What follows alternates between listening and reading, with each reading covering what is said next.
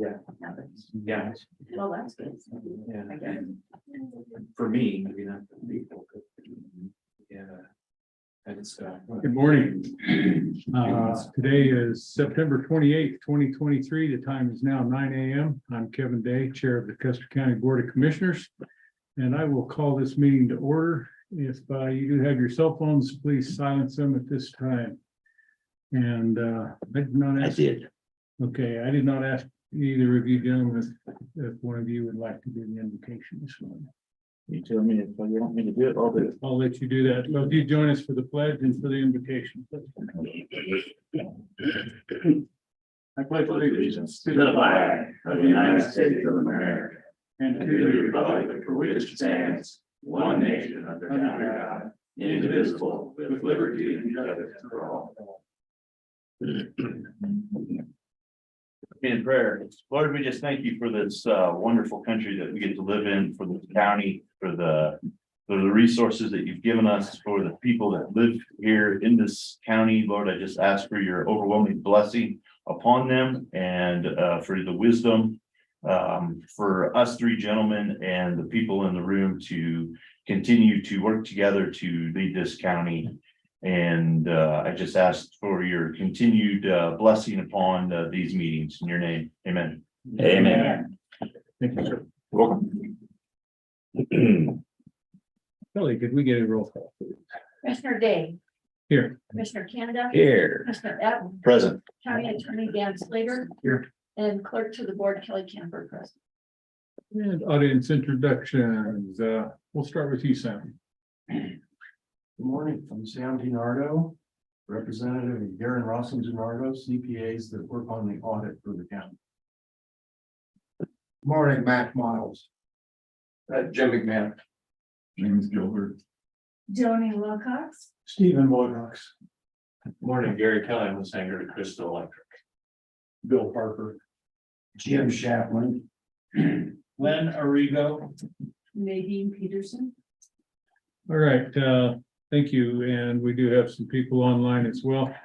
If anyone goes to speak later, if you could identify yourself for the record, I would appreciate that. Thank you. Any amendments to the agenda? Not from me. None, sir. None here. We do have minutes from August 31st, September 5th, and September 6th. I move that we accept the minutes as presented and written by for August 31st, September 5th, and September the 6th. Those minutes. Those in favor of approving the minutes of August 1st, September 5th, and September 6th signify by saying aye. Aye. Aye. Aye. That motion carries. Commissioner items. Commissioner. So I want to thank Joe Watts. He's a member of the posse, and I had IT reach out to him. He's got experience in moving pieces of equipment. So Joe came in and helped them move the plotter from downstairs where IT used to be. I moved it up to the upstairs part of the courthouse. So thank you, Joe Watts, for your help to the community. Greatly appreciated. I'm gonna be on vacation from October 9th through the 13th. So I know that's right during the budget hearings. So you'd like to Yeah, we talk have about moving that? I have a conflict that came up medically for my wife. It's on the first day. Need to get her to Denver for a On that checkup. Monday? Yeah, that Monday's or the not Monday, but the whatever the first day of our budget hearing. So maybe we ought to move it if we can. And then Wednesday, we have that meeting as well. We have the Wetmore. I mean, mid-month, Yeah, so 10. So you're gone the 9th, the 9th through the 14th. through the 14th. How's it looking on the 17th and 18th? Is that Wetmore? The Yes. 18th is what it was. So we could do 16th, 17th, maybe. 16th and the 18th. Do 16, Tuesday and 16, Thursday, 17. 16, 17. We only had 2 days scheduled. but we got Wetmore. in the middle Right, of so that. Well, I guess we could do it that afternoon. we could do it 16, 17, or 17 in the afternoon, the 18th or something. I'm fine with 16th and 17th, I can. or 17th. I can do some rearranging. I think and make that work if you guys would like to do 16th and 17th. 17th and 18th, sorry. Or 17th and He's 18th, got a- so. Oh, you're done, bad on the 16th, so Yeah. 17th. And that would actually work better, so I could not do the 16th.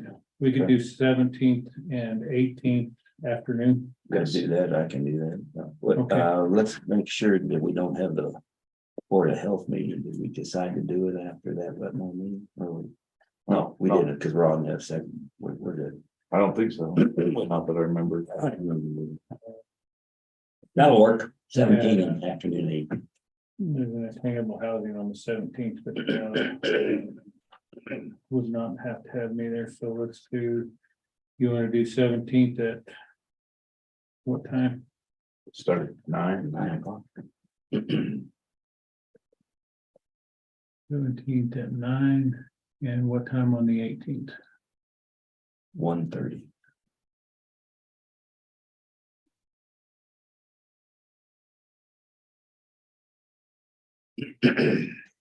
Okay. I think that works there then.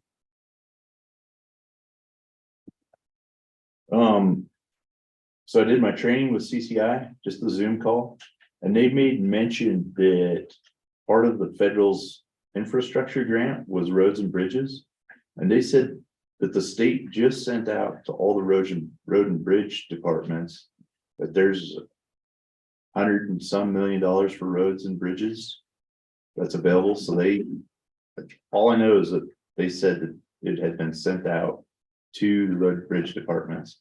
So if you want to check Kevin with Vince It would come. and see, and then I'll track it on the other side and I'll see if they sent it out. What's the program called? I don't, whatever, but Okay, yeah, if you could get me the name of that grant or grants, and I'll check with Vince and Sherry. Okay. And Virginia too, because that would come through Virginia. well, we still have to apply for it. Yeah. So it's not an automatic, So it's a. there's not, It's they're not an taking. email that money. came out and said you ought to apply for this. Is that Yeah. what it is? Yeah. Ah, So they're not gonna take it, and every county isn't gonna get a portion, a certain amount of money. We have to apply, okay. so. And I'll look up what that program is or whatever, I'll find out from CCI. yeah, it'd be nice to find out if there's anything equipment wise. I know his loader is going, If you want to steal it from Landville. yeah, his loader's going south pretty fast. Okay. So we were talking about that the other day because that's a pretty major expenditure. And then the only other thing I guess I want to bring up is meeting lengths.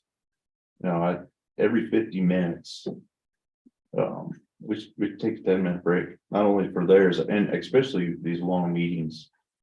And I know we power through them, but we should take a break, 5 minutes, something to stand up, move around and stand back. Yeah, I would agree, I'd and recommend it. sometimes when we get moving, it's hard to remember that, so if I neglect to call for a break, by all means, you guys call for a break and we'll. Kick you in the shin. No, I won't.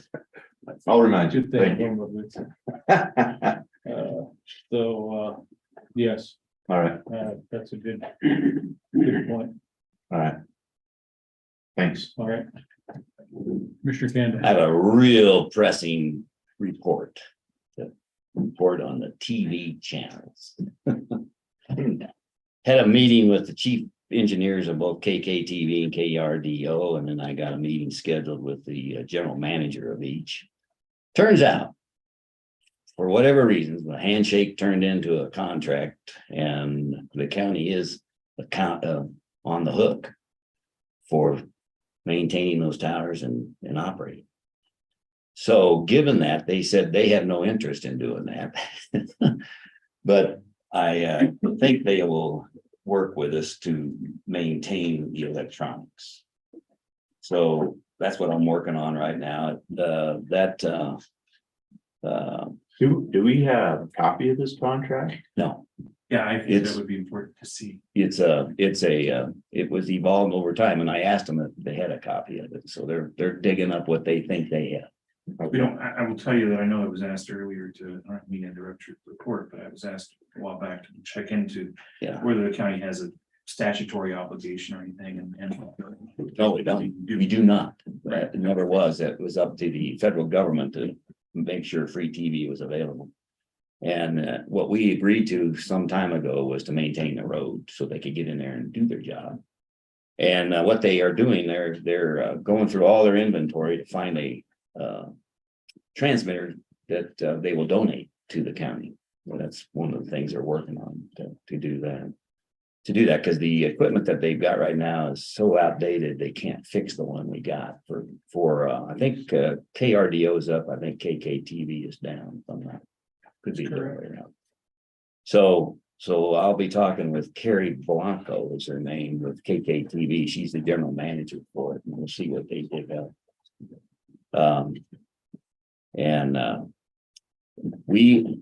The FCC license is in our name. And it will expire in a year if we don't do anything. And then it's up for grabs for anybody that wants to do it. But in the meantime, we can't last a year with the citizens that are wanting it's an obligation. And I got after them about the fact that they're obligated to do it, period. So they're going to work with us. We'll see. I'll give you another report next time through. But I did talk to Chris Fleming. He's the chief engineer for KKTV, and then Shannon Finn for KRDO. And then we're going to get a GM meeting with me, both of them, and we'll see what evolves. So just want to let everybody know we aren't letting it drop. Citizens need to know that, because I'm getting a call from different people almost daily. So that's the highlight. All right.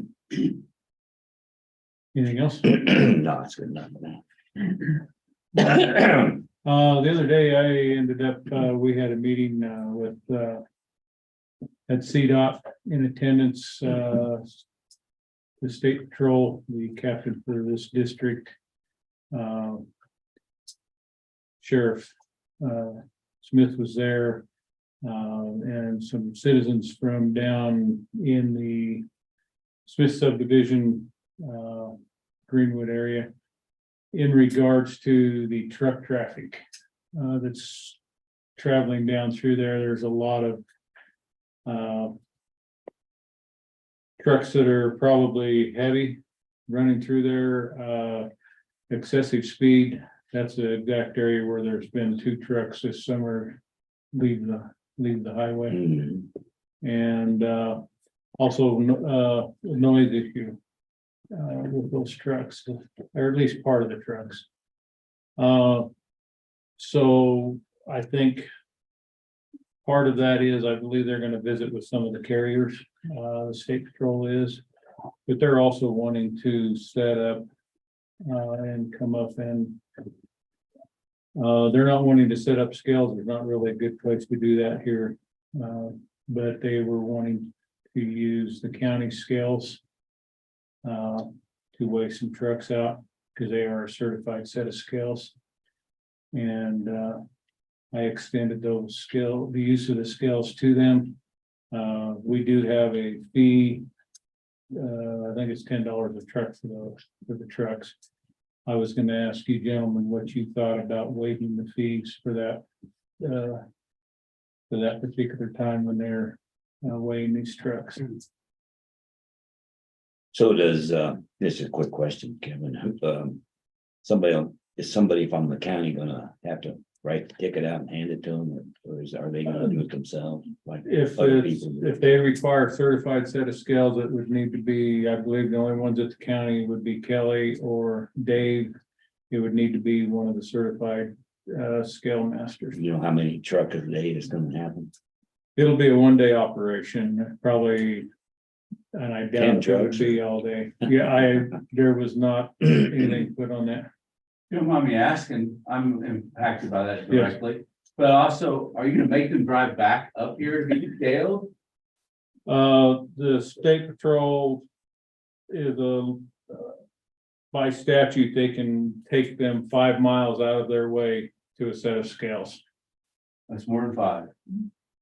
From where we're talking about, That's not where they're stopping the trucks. They will be set up here where the trucks are originating from. okay, all right, cause Makes you're sense. catching them in that. No, that- Hard scrabble, if you will. And Yeah, hard to turn them no, they're not around. gonna turn them around and make them drive back up the hard scrabble and then back down again. Well, I think they actually have mobile scales, to be honest with you. They do have They mobile could scales. put it at the corner of McKenzie Junction and 96. They looked at that, didn't they? Yeah, they are. Their best option would be to be up here. Sure, I'm just, And you also need a place because they're going to do some inspections, that also are working with Road and Bridge to be able to use their shop yard. In case they need to do some inspections on some of these trucks for compliance issues. So they are in contact with Vince there at Road and Bridge on that part of this equation. So. But I did not tell them we would waive the fees. I was just asking what your gentleman's opinion would be to that. It'd So who be- pays the fee? Is it the company or is it the state? It would be the state patrol. It would be the state that would be paying the fee. I suppose they would maybe get reimbursed if they wrote a ticket though, right? So, I don't know. Yeah, I don't know. But, and what I don't wanna do is if it's an all-day operation, take Kelly out. yeah. Right, I mean, I'd rather Dave be It would, there it would to, be a day. I would say, I would suggest Dippy and Dave, but the point is that Dave and Kelly are the only two that are okay, certified. yeah, that'd be a good day to have Dave here, wouldn't it? That's okay. Give Dave, who's Dave reporting to?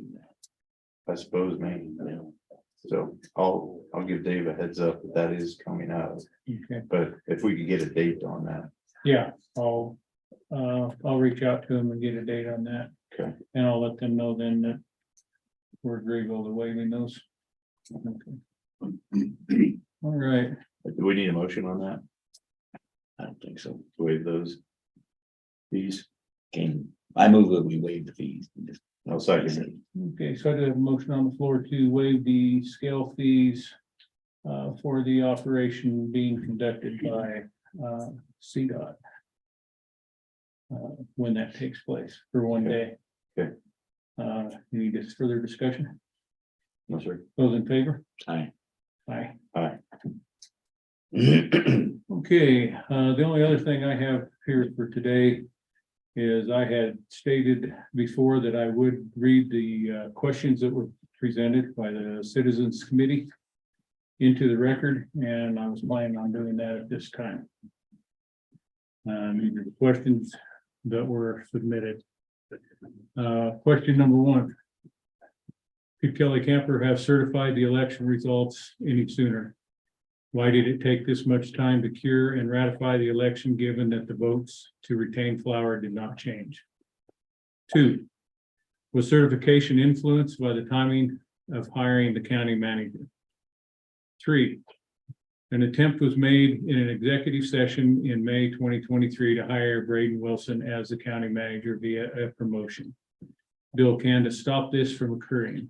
Braden was subsequently selected as county manager on or about July 31, 2023. It appears that Braden Wilson was pre-selected as the county manager. Is this true?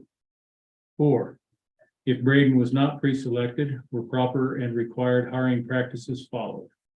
5, was a search committee composed of a public body created to establish job search goals, including the writing of a job description, deadlines for applications, requirements for applicants, selection procedures, and the time frame for adopting or employing a county manager at an open meeting? See paragraph 3.5, 24-6-402. 6, who was on this search committee?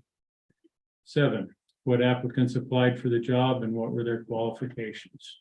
8, who and when were the applicants interviewed for the position of county manager? 9, who were the finalists for county manager? 10, when were the finalists for the position made public? And a notation requires a minimum of 14 days before hiring.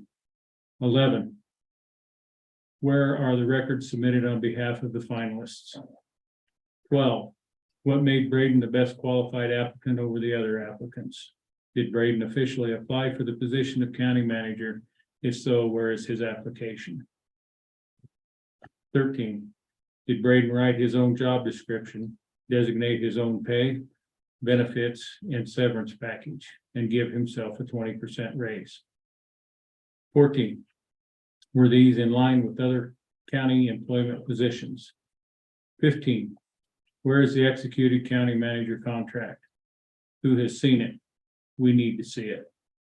16, who authorized payment of severance to Braden Wilson? 17, why didn't the check have to be reviewed and approved by the BOCC prior to issuance?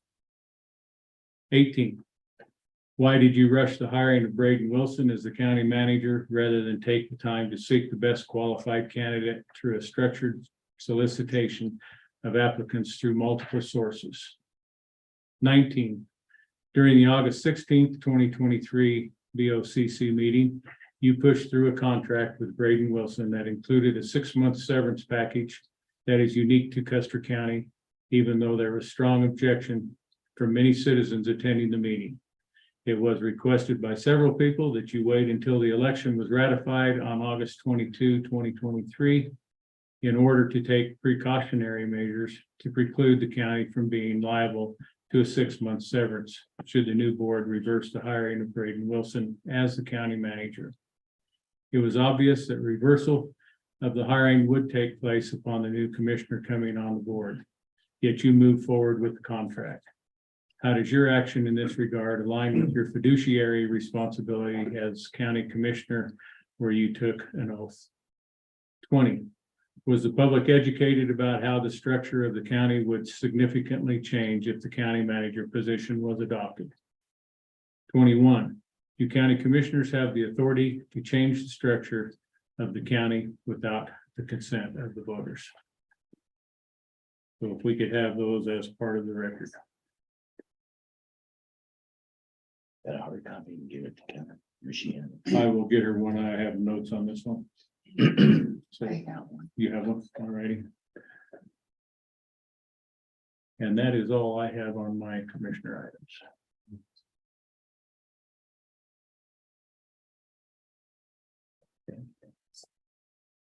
Dan, do you have anything for us today? I do not.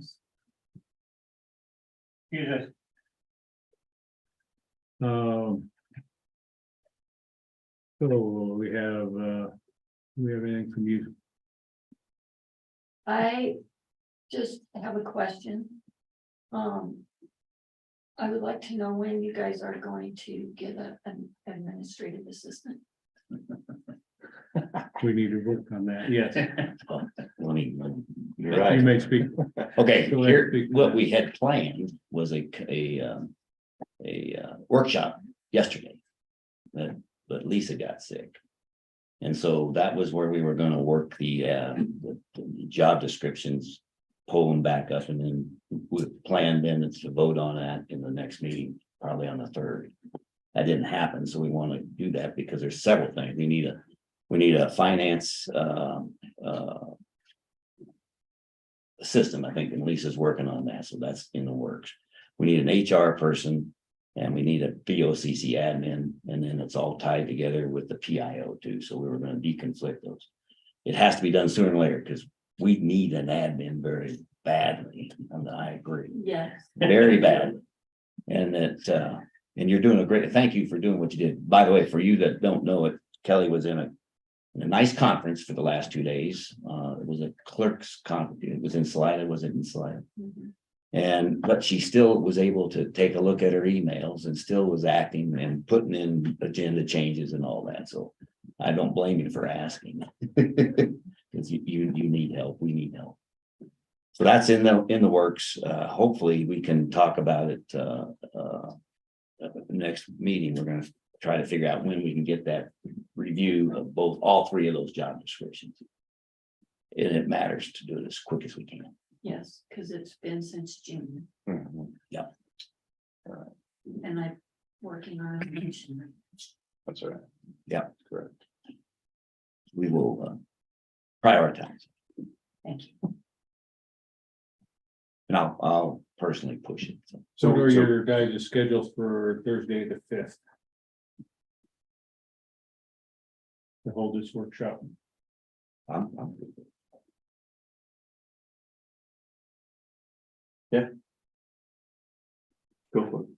Time, Matter of fact, I was gonna bring that up. 9 o'clock. okay, so. 9 o'clock. 9 o'clock. Thursday. Thursday, the 5th, And hopefully Lisa will be feeling a lot better then. Yeah. and that will be a Workshop, and we will need to get Jennifer Cree in here to discuss the PIO piece of it, as well as the job description should be useful for him in that workshop.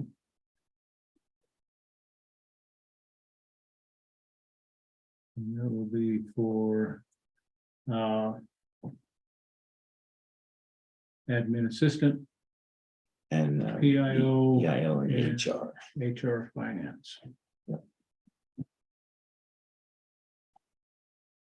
Okay.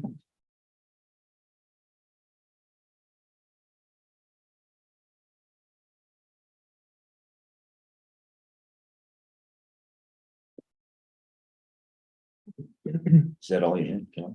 Yes. thank you.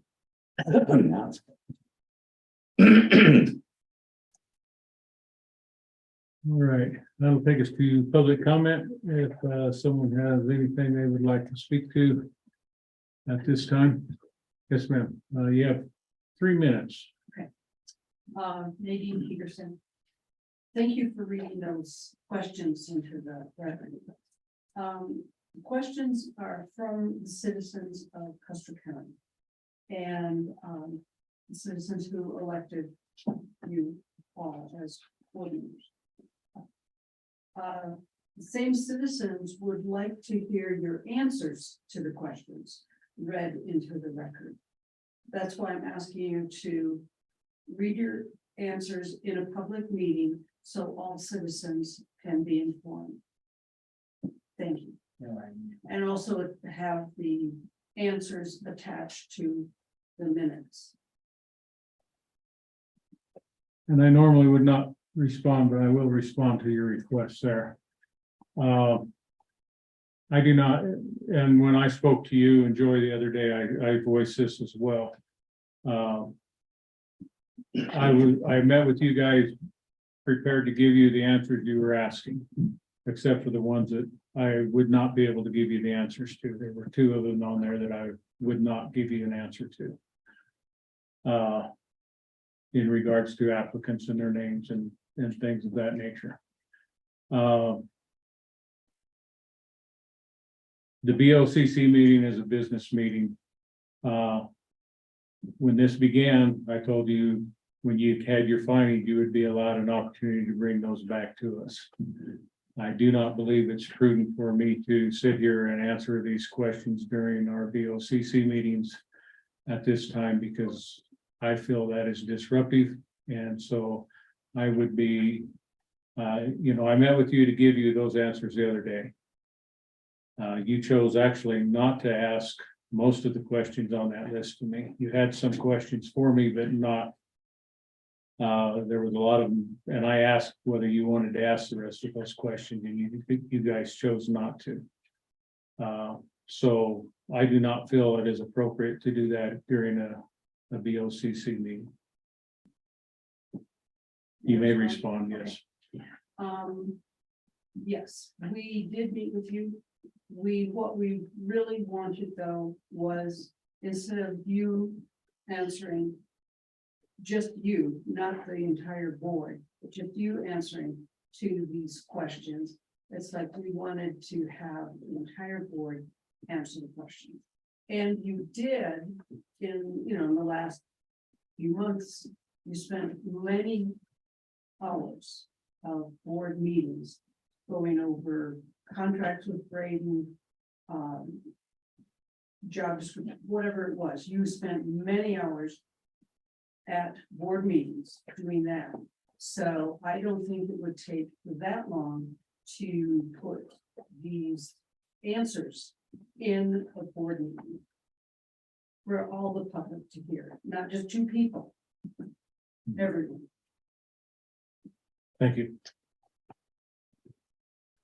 Anyone else? Matt? Thank you, Matt Miles. Really, I suppose what Ms. Peterson and Ms. Anderson, I suppose they realize that, wait a minute. This is not our business. This is the public's business. And so those questions need to be answered in public. That list of questions that were read into the record. And if they do it, I mean, if the answers are to them, it's not the same. The answer should come from this commission, the answers to those questions. And I would suggest that's why they decided, wait a minute, what is it our business to have this private meeting with a commissioner? Well, this is public business and it's public information. And as far as this committee, that's a nothing. That's just citizens. That's just people. And what we would ask, that list of questions, we would ask everyone in the county to try to get those answered. Because we think the county's entitled to those answers, the citizens and people, the taxpayers are entitled to those answers. How was it that Mr. Wilson came into the finance office and got that check without anybody approving it? That's public business. Why did it happen? What about the internal controls the county has, if they have any? Would have prevented that. Were they violated the county's internal accounting control procedures? That's public business. That's not Ms. Peterson and Ms. Anderson's business. So I would suggest that it would be entirely appropriate for those questions to be answered in public. And that's why they did what they did.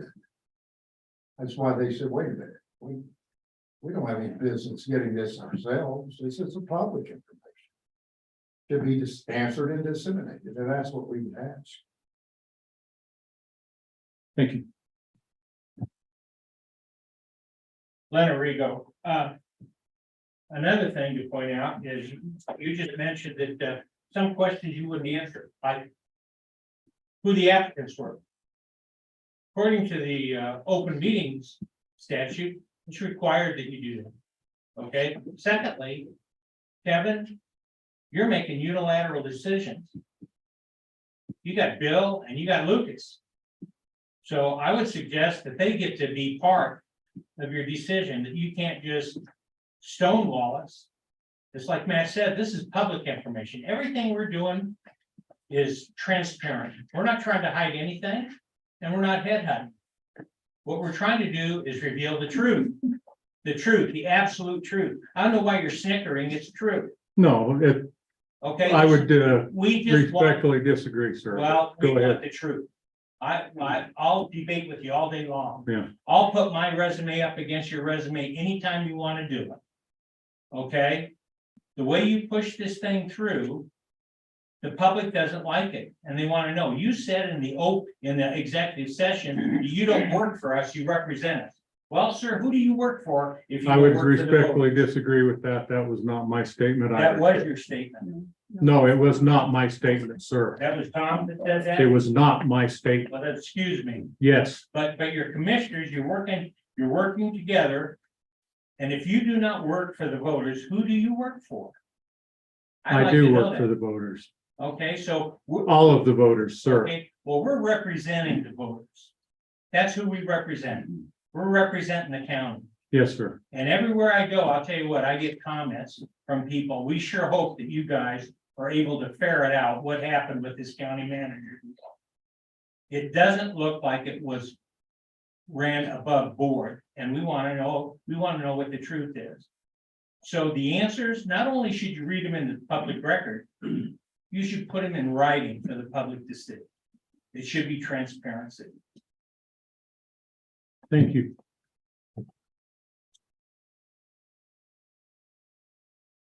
Jim McMahon. There's a lot of contention. I mean, this thing is. We need to get the air cleared.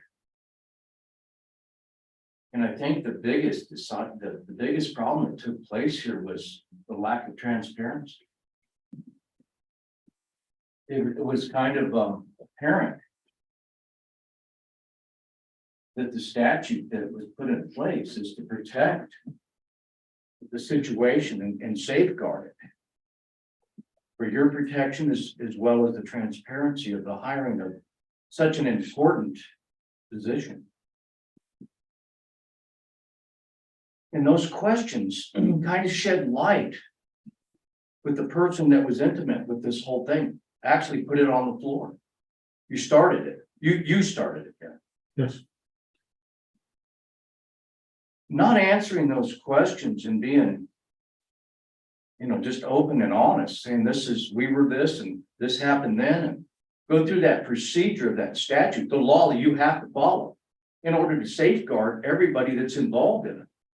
It's there for protection. I think that was discarded. And it looks like it was intentionally, those procedures were just thrown away.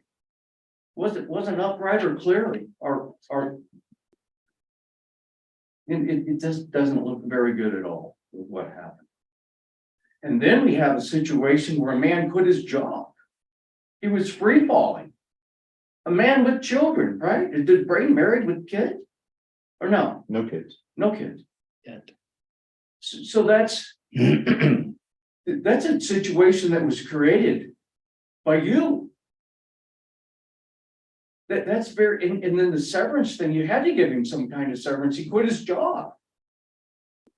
You didn't follow the rules. We want those questions answered, and you said you were prepared to answer them. I was here to answer With those questions. Joy and Nadine. Those questions need to be answered, sir. We need to get the air cleared, that the procedure was followed correctly. Otherwise, he may not have been entitled to that money. And it looks like this thing could be more of a criminal situation than an ethical situation. I spoke to ethical experts and they're going, you didn't call the DA? This is something for the DA. This needs to get corrected. It needs to be done soon, and it should be done today. If you follow the procedure, clear the air and make it go away, Kevin. That's all. But if you cheated it and you manipulated it to hire Braden, you already pre-hired him once, then had to go through the process. Very revealing of the actions you guys were taking. You need to wrap it up. I'm done. Okay, thank you.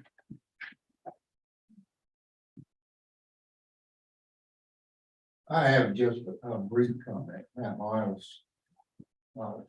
I saw the reaction when someone, a viewer or whoever referenced out to get somebody. That was an inappropriate reaction, I did. But let me say this. I have no idea if Mr. Wilson is entitled to keep that money. I don't care if he's entitled to keep it or not. That's a question of law to be determined by the law and the facts. And that's the reason that we are asking, I have asked for those tape recordings of those executive sessions. Because if there's some things that were done in there that were improper, that may have some bearing on it, but I don't care what the answer to the situation is. No, you just have a lot of people asking, what in the world, how did this happen? And that's all we're trying to do is obtain the information. So we've asked this commission to help us do that. To listen to the recordings from the executive sessions and anything that might even mention Mr. Wilson's name. We released forthwith. I mean, this is an arduous job for us who were not at the meetings to review them and try to target our requests so they're not onerous and burdensome and everything else. And that's what we're doing. And we would ask the people in this room to help us. All of them. All of them, Mr. Gilbert. Yeah. Go back and listen to all of the sessions and see if any of them have any bearing on this, because the people want to get some answers to it. A lot of people. So we need help. We're asking for help in that regard. We need some help. And, you know, we want everybody to help. We want the two newspapers to help us, both newspapers. And I'd like to go ahead and get those emails from the Tribune's editor attached to and made part of the record of this proceeding. I think that's appropriate to do that, to have those emails that malign some people severely. You got the emails. Those emails were absolutely inappropriate, totally inappropriate. And they were copied to people in this room, I think, supposedly because maybe they supported some of that, but they need to be attached to the record. We're going to ask for every one of those executive sessions and what that pertain to relate, and not we, not me, people in the county that pertain to relate to Mr. Wilson. And we'd ask it, none of them be erased after the 90-day period. The letter was sent the other day to that effect. Those executive sessions are or may be evidence if this board decides to try to get that money back. I have no idea what they're going to do and don't care. Really, I could care less.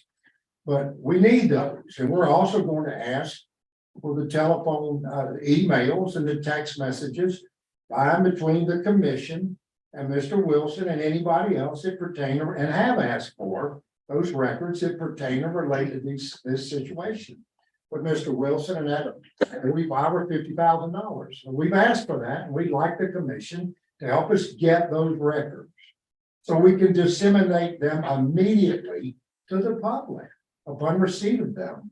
You need to wrap it up. I'm gonna set a process up where they're disseminated instantly as soon as we obtain them. There's nothing special about us. Thank you. James, Yeah, James Gilbert. Just by the tone and tenor of several of those questions, one can easily conclude that they were composed by a group of people with a certain point of view. And their claim of transparency is virtually ludicrous, I suppose, because in order to represent the citizens of Custer County as they claim they are, that citizens committee should be representative of the citizens of Custer County, of which there are 45% Republican, 45% unaffiliated, and 10% Democrat. I would submit the composition of the committee does not reflect the citizenry of Custer County, and therefore they are not transparent in their discussions. They are not transparent in how they got to the questions they asked. And with respect to your smirking was justified as based by a comment from the audience immediately thereafter. So, I mean, this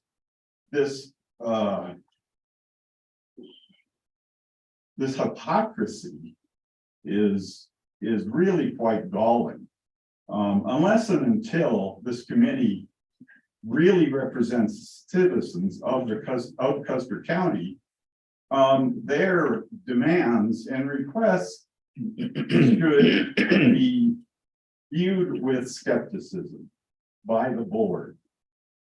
That's all I have. thank you, sir. Got it clear there. In the back. You've been twice, sir. It's gonna be, He's had his hand up real quick. Go go ahead. ahead, sir. Jim Chaplin, just speaking for myself, my friends and my neighbors, we would really like to hear the answers to those questions. Thank you. Hey, hold on, Matt. Dave, David Lutz. I'm listening and I'm trying to be objective on this topic, and I agree with the questions. Now, whoever decides to come forward, you say you represent all, Kevin. And all is whoever decides they want to come forward. If some are meek and not willing to come forward or don't find this is a hill they want to climb, that's their choice. But those citizens that decide they want to climb this hill, they have a right for that information. And so therefore, and those that feel like it's not done properly. So this other gentleman's comment, I'm not here to attack anyone. I understand there's two sides to every story, and that's all we're trying to find out. Because there's an awful lot. And that is unknown, and it has been done. And then I have questions too, but I'm leaving it to those that are committed to this. So, but the comment about representing all needs to be done. So unless someone rallies on the other side, says this needs to not happen. Sorry. And even then, you have public records and they have to be disclosed. Thank you. Thank you. You've been twice, sir. I'm gonna cut our comment. We have a lot of business on our agenda today. So I think everybody there has spoken back here. She has spoken as well earlier, so I'm gonna cut our public comment at this time on this. There will be an opportunity to speak on the issues that are on the agenda later. So, Kevin, sir. I do have a comment. I have a comment regarding all of this.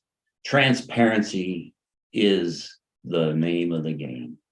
I view this, I appreciate you all of you, Democrat, Republican, whatever, giving us the opportunity to understand what happened, because it did happen. And I want to learn and do things better the next time. That's what it's about. I want this to be a county that is run just transparent as heck. We don't need an executive session every 5 minutes. We don't. We need it for certain things, and I have no problems with that. But we got to maintain that integrity to do that. And so I support, if it has to be a special meeting to get the comments in, I'm all for that. I'll call a meeting to do that. That open meeting that allows the discussion to occur. I think that's necessary. I want to learn to do a better job. We learned as we went along on this one. We found out there was a statute that governed this, and we changed it. And we didn't necessarily, in my view, this is my opinion, didn't follow it the way it should have been, period. Because it's very clear, that's a very special position, the most significant position in any county. That's a fact. And the reason the statutes exist, because the legislature at the time recognized if you're going to do that, it is significant enough that the public get involved in every step.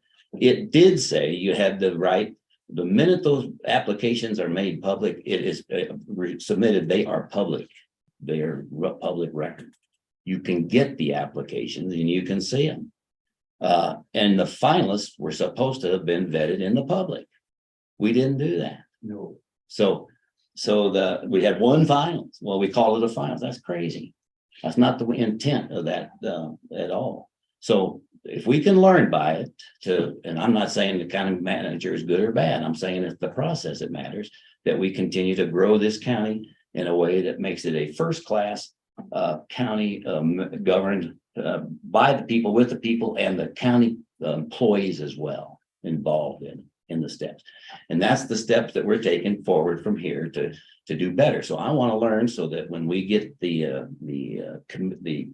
facilitators in here to help us start building the county management structure the way we're organized, that we learn and we can implement the right things. It can't be that tough. We've got 90 employees, 3 commissioners, and several department heads, and 6, 7 elected officials. We can manage this county and do a better job. So I welcome your input, and I want to hear more. And I would, if we want to talk about another meeting at some point, I agree, Kevin, with you. We want to make I'm done in these meetings where we take 5 hours to get through 4 items. That's crazy. We don't have to do that. So look, let's start streamlining it. And we got a great opportunity today. We got about 6, 7 things on here. We can get through them and still answer your questions. We need to go figure out how we're going to do that. I would respond real quickly. to you. I have offered the opportunity. I'm not hiding anything. I have offered the opportunity. I met with this committee, the representatives from this committee, to answer those questions. There's no such thing, Mr. Dennis. I have the floor, sir. I have offered that opportunity. I am not trying to hide anything. And I have told them they were more than welcome. They have the right to come and they can do anything they want to do. And I told them they had the ability to bring their findings back to us and present them. And they could have, I sat down with those ladies the other day to have that meeting and to answer those questions. I will, if you gentlemen want to put it on an agenda, you may. They say they want to hear from the board. The questions are addressed to me. So you can have it on the agenda, and if you want to answer my questions, you are more than welcome to, because it will not happen to me. I will not do it during a business meeting. If you want to have a special meeting, that's another thing. That's another story. But I will not do it during a business meeting of this board. But we can decide to do that, Kevin. There's 3 of us. There You're is, not the dictator, and then you know. no, but I have the right to either say You have yes your or no. opinion. You Sure. can have it on the agenda all you want, Right. So that's all my point. sir. So first of all, as the audience speaking, please address the commissioners. A lot of times the conversations get talking to each other. And you guys can have those arguments outside this hall, this room, when we're not in session. Thank you, Jimmy. I'm gonna turn on the air conditioner. You guys warm back there? No, fine. To releasing the names. I don't want to release the name of every applicant until I am sure that that's a positive thing. Because I don't want to open up and go for another position and then nobody goes, I'm not gonna apply because I don't want my name out there if something happens. Right, so I want to make sure that we're careful in protecting the citizenry from applying for a job. Knowing that we just might release their names, so I want to think through that some more before I just do that. And I hope that maybe will answer your question a little bit, Len. Well, excuse me, Lucas, but by statute, it's required that you make those applicants public. That's what it The says. finalists would be, right? Okay. If we got 20 applicants and we dial We're it down asking- to the We're finalists. asking for the Okay, finalists. hold up a First of all- second. I'm second of gonna, all, Our Lynn? questions weren't to Kevin, they were to you guys. okay, hold up a minute. Okay. I'm gonna ask our attorney to speak to that. Would you answer the question as to whether those applicants should be released or not on a legal basis? The Board of County Commissioners chose to name one person as a finalist, which is in keeping with state law and in keeping with the Supreme Court's interpretation of state law. Under the statute that's being discussed, the only person's name who needs to be revealed is the name of any finalist. That name was revealed. That person's application is a public record. All the other applications are not public records and are not to be revealed because they were not finalists, they were candidates. And there is a clear distinction in state law between a candidate or an applicant and a finalist. And whether it was or wasn't a good idea, the Board of County Commissioners at the time chose to name a single finalist, which is not the first time that's ever happened. In fact, it's happened quite a bit. So much so that it became a subject of a Supreme Court case in the state of Colorado recently, and the Supreme Court upheld that as a valid action by a governmental entity. Thank you, sir. You still have a comment? So the questions went out though. I can answer them to the best of my abilities, but I wasn't here during most of that time. But I'll do what I can and respond.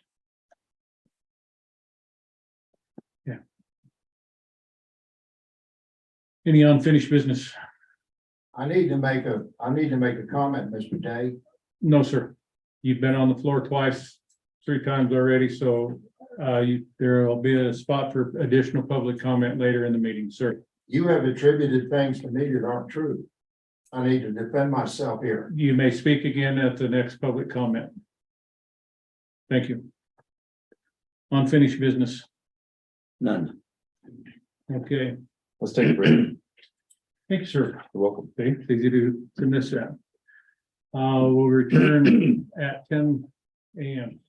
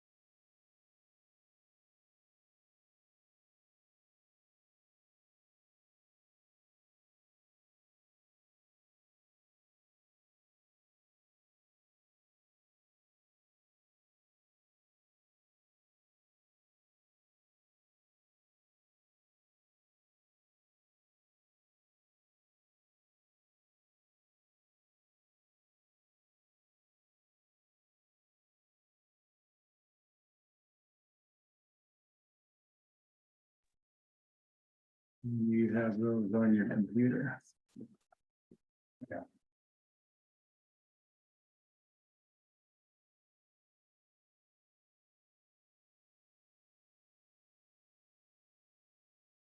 We will start with the out of cycle. That'll be the last one on your deal. I would entertain a motion. I move that we accept the out of cycle report for the amount of $42,648.06. Approve that I would report. second that motion, discussion. None here. And I didn't have any issues with what's in it. Okay. So I do have a motion on the floor to approve the out of cycle checks in the amount of $42,648.06. Those in favor signify by saying aye. Aye. Aye. Aye. The motion carries. The first item that you had in that packet would be the accounts payable.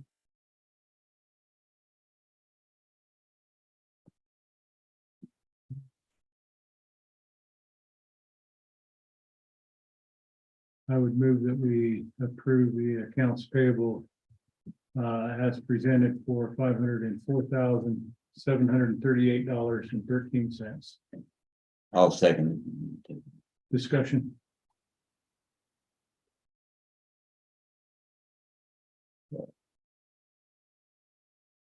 Is the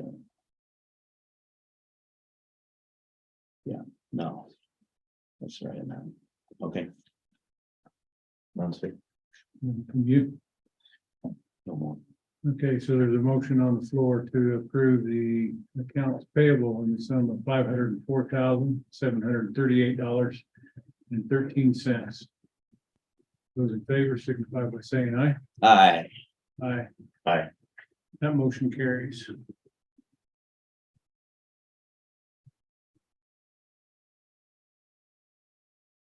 Next item would be the discussion of the Sangre de Cristo Electric Association Fire Mitigation and Vegetation Management Program. And I believe Gary is here with us today, so. Did you stand right here? Is that okay, or? You is there any can, special you can, place I need to anywhere you would like to be and where you feel comfortable, sir. Commissioner Day, prior to jumping that, this says public comment on items voted on. Is that available at all? Did you have a public comment on the AP or the? More of a question, David Lutz, an inquiry on out of cycle checks.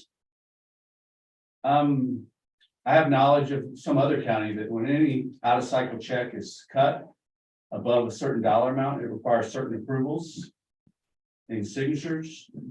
Is that true in this county? Say above $5,000, above $10,000, it must have signatures before it is cut. If it's out of cycle, I'm just curious because I have knowledge of another county that has that place in place, that process. No, that is not. But this county does not have a process in place to prevent a check being cut out of cycle for a larger amount than, say, $5,000. No, sir. Well, we do in a sense, don't we, Kevin? We have to approve them. We but have- Not before. Before it goes in for an out of cycle, it goes through a commissioner to decide whether it needs to take board action because it comes out of a different pot or not. Certain things that are normal business in work. You're right. So that is great concern that this county, who does not have a large amount of discretionary money to just kind of, I don't want to use incorrect terms here, does not have a process in place. I'm speaking clearly about Fremont County, and I have very intimate knowledge of this, that they require approval of a board county commissioner of anything out of cycle above $5,000. That, in fact, we do that. Okay, and then above 10 or 20,000, it has to go a couple more steps. Yes. So I'm just wanting to make sure that we do have that here. Because there might be a question of how things have been handled. And in the past or in the future. Wow. Thank you. Okay, sir, you may have the floor back. All right, no problem. Thank you very much. Again, my name is Gary Kelly. I'm the Chief Operating Officer, Sangre Crystal Electric Association. I'm also acting as the interim CEO at Sangre. And so I'm here today to talk a little bit about our couple things, our vegetation management, reliability, fire mitigation program that was implemented a couple of years ago. And just wanted to, give you an update. Also want to tell you a little bit about a eagle protection program that we have just recently signed on to with a consultant. And then lastly, just a couple of projects that we've got going on in the county, and just want to give you an update on that. So again, appreciate the opportunity. Thank you, Kelly, for helping me arrange this meeting and kind of schedule this and PowerPoint. I did send the commissioners a PowerPoint, and so it's just some information, some pictures, but a little bit about the program. Previous to 2021, Sangre took a very reactionary approach to vegetation management. We cut kind of at the minimal level. It was a 2 to 3 year cut. Every 2 or 3 years, we'd have to come back and trim. And so consequently, we saw increased outages, increased risk. So in 2021, the board of directors approved a new program. We implemented what's called a rate rider. On your bill, if you're a Sangre member, you paid a little bit more. Every member was assessed. And we took a much more aggressive approach. We hired a company called Integrity Tree. And we started cutting much more aggressively, making it a 15 to 16, 20 year cut. So we don't have to theoretically come back for those 15 to 20 years. And so very aggressive cutting. So we developed a standard for our cutting while we cut. Ideally, we wanted to have like a 40-foot corridor, 20 foot on either side of the pole. That would be the optimum. We have narrowed that a little bit in certain circumstances to about a 30-foot corridor, 15 foot on either side of the pole. So some facts to date. Here in Custer County, we've planned about 654 trees to be cut. So far, we've completed about 200, and we have trimmed about 217 trees. I'm sorry, 63 trees. Project totals in all 5 counties that we serve. We've cut over 9,230, removed 9,231 trees. We trimmed 2,200 and removed 185. That's all the way from Lake County, Chaffee, Fremont, Custer, and Saguache. Is that all of Saguache County? No, we just serve a little piece of that. It's really, most of that is actually underground up there. So, so it's just a little bit, but some facts about our system. We have about 750 total miles of overhead line in our system. We've estimated that we need to cut around 264, and we've completed about 107. In your packet of the PowerPoint, there's some before and afters. Some of those are down. First ones are down in the Texas Creek area. We actually have received a grant from the Colorado State Department of Forestry for down in Custer and Fremont County to do cutting down there. That will help supplement our funds. So it was for nearly $500,000. So we're very proud. We started cutting on that, and we'll be drawing on that grant here in the very near future. A couple more pictures, before and afters down in that area. And the last set of pictures is actually up in Lake County. But I wanted to, it demonstrates, gives a good view of a before and after, and what a good job our tree cutting company does. They just do an outstanding job. They don't leave a lot of the cutting in the right of way there. We remove everything. And they just do a great job. Can I ask you a question? Absolutely. Where does your tree service come out of? Is it employed within those three counties? Is it? They're actually, the company is headquartered in Michigan, but everybody on the crews are either, a lot of them live down in Monte Vista, a lot of them, some live in Denver, the Denver area, so they're all local or semi-local, I guess you might say. Okay. So, yeah, they do have a certified arborist, and so he's out there doing all the assessment, so does an excellent job. So we're playing catch up. You know, we had a lot of years of bad practices. The picture, if you happen to be looking, that's a very, very bad practice. It's a cottonwood tree. It's got a big V in it, the power line goes through it, they cut it, it just, it's a very bad practice, and so we're trying to get away. At least it's above it. Yeah, so we're trying to get away from those. Couple of names, Ryan Doak is my operations superintendent. Alex George, he is the planner for Integrity Tree. He's also the certified arborist that does all the plans. So, probably early next month, we'll be up in the Tanglewood Acres area, doing a lot of trimming up there. I don't think anybody probably lives up there, because in my understanding, it's all seasonal. That's why we waited till most everybody's gone. We've had a couple meetings with them up there, so we'll be moving there and then continue down in the Texas Creek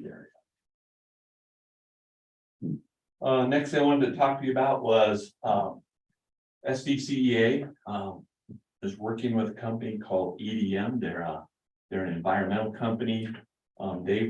They received some grant money for eagle protection. And so we're working with them on eagle, raptor, mainly eagles, because there's a large concentration of golden eagles down in this area. And so we've identified, I think, about 36 poles down here in Custer County that are not eagle friendly. And we're going to go in and retrofit those poles to make them eagle friendly. So if an eagle does land on it, His wings don't spread over both wings. wings and exactly. So try to space our conductors a certain distance and put on some protective equipment so they don't make contact. And then we're hoping to start that work next month. It should be done by November. Last thing I wanted to talk about is some system improvement projects that we're doing to help improve reliability down into the Carita area. We're rebuilding some line over off of, forgive me, I don't know all the names, but over off of Highway 69 and Drew's place. it could be, yes, exactly, right there. Right over in that area, we're rebuilding some of those lines. They will provide redundancy between our Kettle substation and the Howard substation, and so strengthening reliability here in the valley. So that project going on for the next year. We started it spring of this year, and so it just continues on. So anyway, any questions? Sure. That Yes. That's a lot of trees you cut. What are you doing with the wood? what we do is for the slash, we chip it. If it's out in a rural area, we'll chip it and leave it in the right of way to help with weed control. Anything burnable, if a property owner nearby wants it, they're welcome to take it. Otherwise, we generally cut it in some 2-foot lengths and just stack it along the edge and let people come and.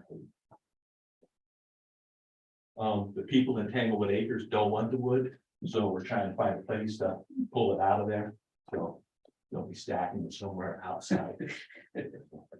Yeah, I'm pretty sure there'd be people would work with you on that. Oh, absolutely. I figured there So would we could maybe just reach out to you directly. absolutely, we can do that. That's good on you. Thank you. We wanna be good neighbors. Yeah, appreciate you guys. Anyway, any other questions? Appreciate the opportunity. And maybe in 6 months, I'd like to give another update, so that's okay. What do you think? How long do you think this will take, this project? The Yeah, rest of here, the probably a couple, probably 2 or 3 months, Okay. 4 months, I mean. We're scattered, like I said, we're finishing up in Lake County right now. We've done a lot of work down in Fremont County. So we're trying to start cutting in the town of BB. Town of BB doesn't really want us to cut a bunch of their trees. I'm sure that's hard to believe. So we're trying to work with the town to cut in there because there are definitely some tree issues. Yeah, just, not being as familiar with Sangre de Cristo Electric, because some people in Custer don't have them. Right. I'm a part of San Isabel, so do you coordinate with them in your efforts? Do y'all kind of work together to towards mitigation? San Isabel Electric litigation. Right. Wearing their hat. Yeah. No, we really don't, not in that standpoint, from a tree cutting perspective. Although I think our tree cutters, they are doing work in Gunnison. That, Gunnison has started using them, the town of Colorado Springs has started using them. I don't know if they might be down in San Isabel or San Luis one, so. I just was wondering if there's any coordination, because I know you butt up against each other. Right. I can guarantee, because Kevin and I both, I believe, he's San Isabel too. That's correct. So just wondering what y'all are doing, and down on the edge of Custer, one of my friends in Greenwood, I believe Greenwood Road. A horrible fire there 10 years ago, because they have electric lines above them. 10, 12 years ago, and maybe off on that number. Electric lines above ground, so that pretty much burnt up that entire area. So that's San Isabel, but No, but from a coordinating standpoint, at that level, we don't. I mean, they're generally our areas, so ours and theirs are areas, but we do, like I said, cutters have been going other places than just. Our area. just a suggestion to work together. And I think We the coordinate. fire you're referring to actually wasn't a tree, but was a transformer. What, an electrical line? It was electrical line, but it wasn't a tree in that particular instance. Most of the time it is, but this particular piece was a transformer. I think that they had another fire start right there by the dairy at about the same time that they were working on when this one came through. That was caused by a tree. One of the things, how this was started as vegetation management, fire mitigation, but it's just as much about reliability as it is fire mitigation. We want a good, reliable system, and fortunately, we do have a good, reliable system. And so yeah, it's multiple things, not just fire mitigation. So we want everybody to know, we like the power to be out, so. Okay. Yes, sir. My place is, one of my places is south of town, and the sign that says warning eagles on the road is basically right in the middle of it.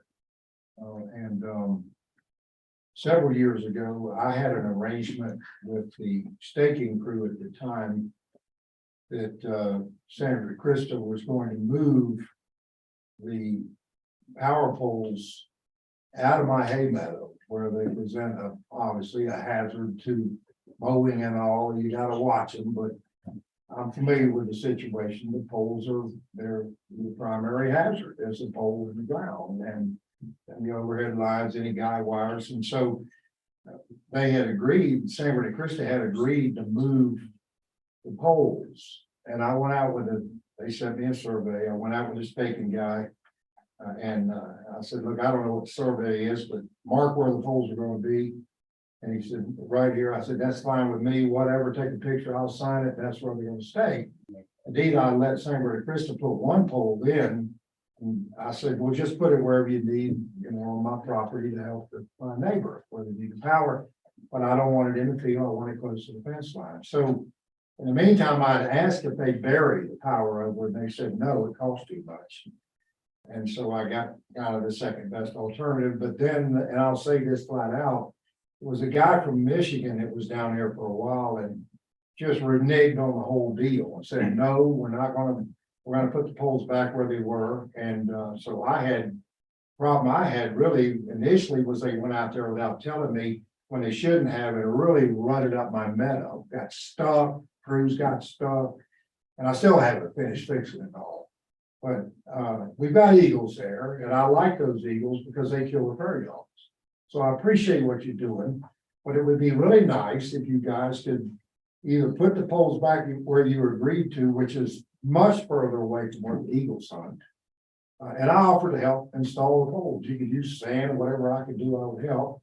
Or bury it, so it would help the eagles that I need to kill the prairie dogs. So we appreciate it very much if you do that. Well, so I don't want to take up too much time. We can talk after. Well, I'm gonna leave, but there's my business card. I was gonna ask for your number. You Give me a shout, give me an email. Wouldn't be over on Rosita Road, would it? No, sir. I'm on 69. I started school, yeah, obviously, I started Schoolfield and go down. Stop with it. Okay. South of it. Okay, all right, well, shoot me an email. I don't know my geography that well. I've only been in here about a year, so. South that way. Towards Garden. Well, I appreciate the time. Thank you. And if anybody has any questions, again, you can call our general number and transfer me. So I left my card with you guys, so appreciate your time. Appreciate it, sir. Thank you. Yeah, thanks for taking the time. Oh, From my point of view. We got a lot of, like I said, we've got a lot of projects trying to improve reliability that you'll see our guys down here or our contractors. So thank you very much. Thank you, Gary. Thank you. Next item on our agenda will be the discussion of the 2022 audit report. Sam, you are up, sir. Thank you.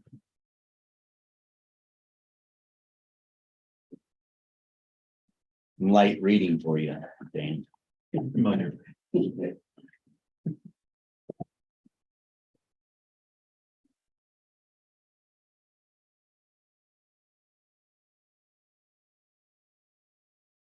sir. Thanks, Sam. Okay. If I may, can I sit here so I can Yes, look you through may. this report? And then I guess secondly, do I have time till your next break or so? Is that, if I can fit it in there? Yes. All right. If we need to stop you for a minute, we can do that, but we're at your service right now. I will make it work. I get the theme from your comments, everyone's comments earlier about trying to be snappy and keep your meetings moving, so I don't want to be too much of an impediment. You can see, though, that this report is some, 60 pages or so, so we're really not going to get too deep a dive. Do it justice in terms of studying the, entire report. That takes a little more time than we're going to be able to devote this morning. So what I thought I would do is point out to you things that I think are essential that I communicate with you today in this time frame. And then I will offer, if you choose, to come back for a special meeting to take a deeper dive. And then we can take whatever time you feel comfortable taking and talk about it in as much detail as you might like. So I would frankly suggest that, but that's certainly your call. I agree. With that, there's some things I do need to be sure to convey to you today and point out a few things as we go. The auditor's opinion letter, they get wordier by the year, it seems. It takes full three pages to get through it, and that's only part of it. I'm not going to read those to you, so you can rest easy on that. However, I do have something to tell you here. There is a qualification of the opinion. And this is the first time we've had to do that in the case of the county. if we don't have a qualification, the current term is unmodified. So this is not an unmodified opinion, it's a qualified opinion. The reason for that qualification is described on the very first page. But let me just explain in sort of as plain English as I can. Generally accepted accounting principles for governmental entities are generated, developed by the Government Accounting Standards Board. We're obligated by state law to follow those. And we have successfully done that for as long as I can remember. We have a new one that was imposed for this year. And it's not an easy one. We talked about it a year ago, but nonetheless, it deals with a change in lease accounting rules. So in the lingo we used in years past, you might be familiar with the term capital lease. Essentially, that meant, bless you, we were in kind of an installment purchase arrangement, acquiring the use of some tangible equipment. So we use that technique very commonly. The county does, and local governments everywhere do in Colorado. So the idea generally is at the end of the lease term, we end up essentially with the ownership of that equipment. And those are called capital leases. They're now referred to as financing leases. So other than that labeling, the big deal doesn't really deal with those. It deals with the kinds of rental arrangements that are outside the scope of the capital lease provisions. And so what that means simply is where we have multi-year rental arrangements, and it could be those where we're paying for the use of something like office equipment is a common example. And it could be something that we're receiving rent from. Rental of county property, including things like in our case, potentially cell phone towers. And we get rental income over a long term and hangar leases at the airport as well. So we have the reason that we have a qualification is because we don't believe that the county's been able to compile all the lease documents necessary for us to review and properly apply those standards. Some we were presented with, we don't feel that it was complete. And the reason we don't feel it was complete is because we can see transactions deal with rents both coming in and going out that were not the subject to those agreements. So in some senses, it's complicated, but the first step is simply identify all those transactions that these standards apply to. And they're fairly complicated, but I'll just tell you this, the simple part of it is you evaluate each of those contracts to determine their applicability under the standards. Generally, we get to exclude those that are short-term, so short-term rentals, and in the standards that's defined to be 12 months or less. We have longer than 12-month period, including option periods, by the way. Then essentially we take the required cash flow that's expected to take place and discount it to present value terms. So this opinion is qualified for failure to have adequately been able to adopt those standards. You know, the implications are this, I mentioned, we're obligated to follow these rules by state statute. So this report will be filed with the state auditor's office. State auditor's office is likely to send you a reminder, usually addressed to the board chair, saying you have to do this, which is something we already know. And they may require a reply. And so part of the reply, I think, is fair to say two things. Number one, this should be one of the subjects if we revisit all this in a special meeting. And number two, with the assistance of our county treasurer, Virginia, she has kind of taken the lead. And we have tentatively established a date for a work session with county staff in November to deal with these lease accounting issues and to make sure everybody understands why and how we need to compile information. And then secondly, to deal with grant accounting. So grant accounting rules are They can be complex. Compilation of the data in our case here has been a little bit of a challenge because as you are aware, I'm sure we have people in many different departments in the county that manage these grants.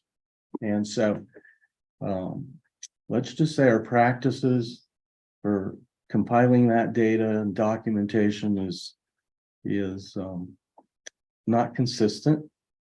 Neither is our practice for archiving that information.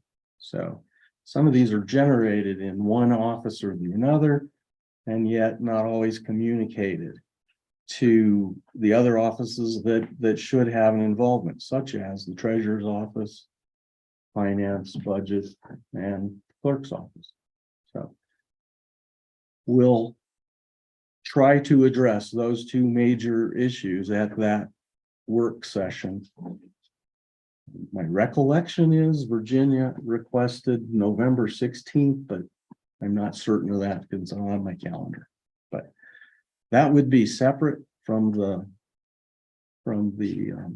special session, special meeting to take a deeper dive in this report if you choose to do that.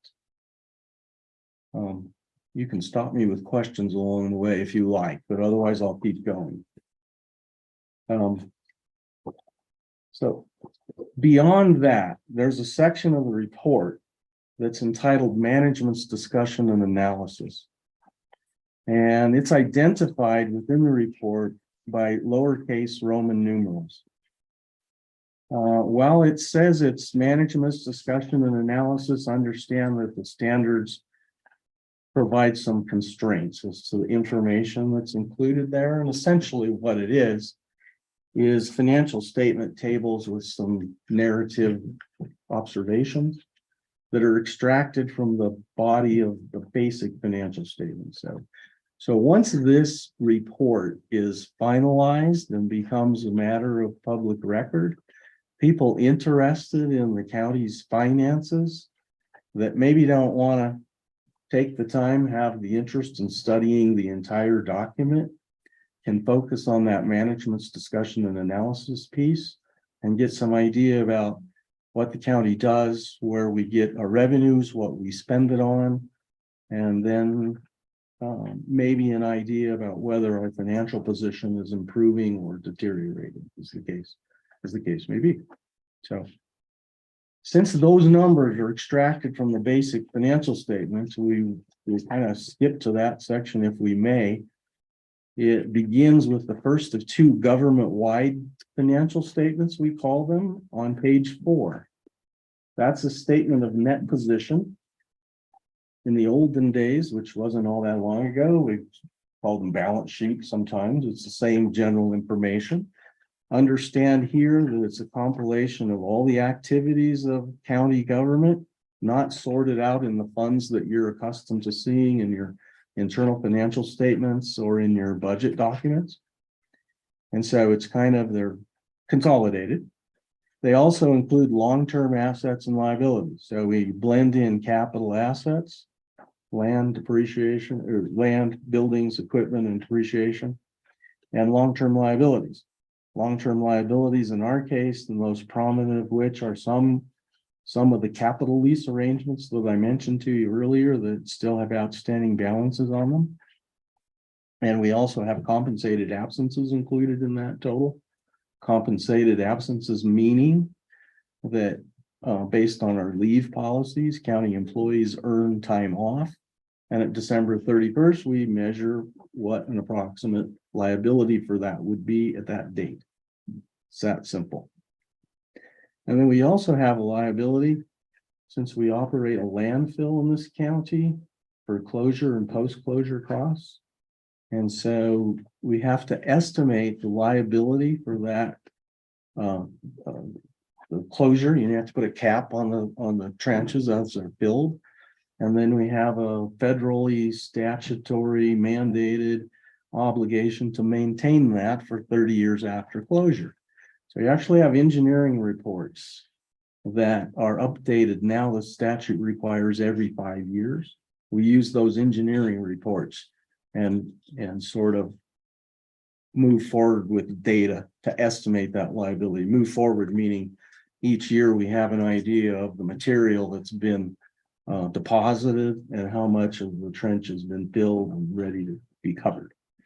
So that's also included in that long-term liability. It does not appear anywhere else in your financial statements. Does not appear anywhere else in your governmental funds other than, landfill revenue and expenditures are in your general fund. So deferred inflow property taxes just means the ad valorem tax related to the mill levies you certified at the end of 2022, which will result in tax collections in 23. The language we have to use now is deferred inflow, meaning simply that the revenue will be recognized next year, 2023. And net position is what we refer to fund equity on this statement. It's fragmented into 3 categories: investment in capital assets, net of any related debt, restricted, and I'll give you a brief description of what restricted is here in a moment, and then unrestricted. So we'll see it in more detail on a couple of the other pages, but simply put, restricted in our case means that it's restricted by some external requirement, the provision of the law, statutory provision. It could be a provision of a contract or a grant agreement, which is our most common reason for restriction, or the nature of the resources are restricted in and of themselves. So let me give you a couple of examples that apply here in the county. One is, that we have a conservation trust fund, a special revenue fund. The money that comes into and is expended from that fund is passed through from the state. The source is lottery funds, and there are specific state statutes that require us to keep track of that separately and spend it on only certain specified activities or functions. So that's considered part of restricted. We can use it for those specified purposes, but nothing outside that. Another similar case here would be our capital improvement fund, which is, as many years ago, came about by a voter approved increase in our sales tax imposed locally here and countywide. Half of that, by that ballot issue some years ago, goes to the general fund, and the other half goes to the capital improvement fund. And the half that goes to the capital improvement fund is restricted to be used for just what it says: capital improvements, so capital asset purchases or debt service thereon, which means it is permissible for us to use that to apply to capital lease obligations or finance lease obligations, as we now call them. So that is the reason that most of these special revenue funds exist. And so oftentimes the resources funneling through there have restrictions attached, and the net equity of those funds is captured in this restricted net position. Statement of activities on page 5 is the second of the 2 government-wide statements. It's arranged in a little bit of an unusual format because it starts in the first column with expenses and some broad functional categories dealing with government services. We subtract from that revenues relating directly to those services. And then the second to the last column to the right, you will see a series of lines with brackets around them. And that's basically the net cost of those activities to our local government. If you follow down, you will see that general revenues are used to cover the cost of those providing those services.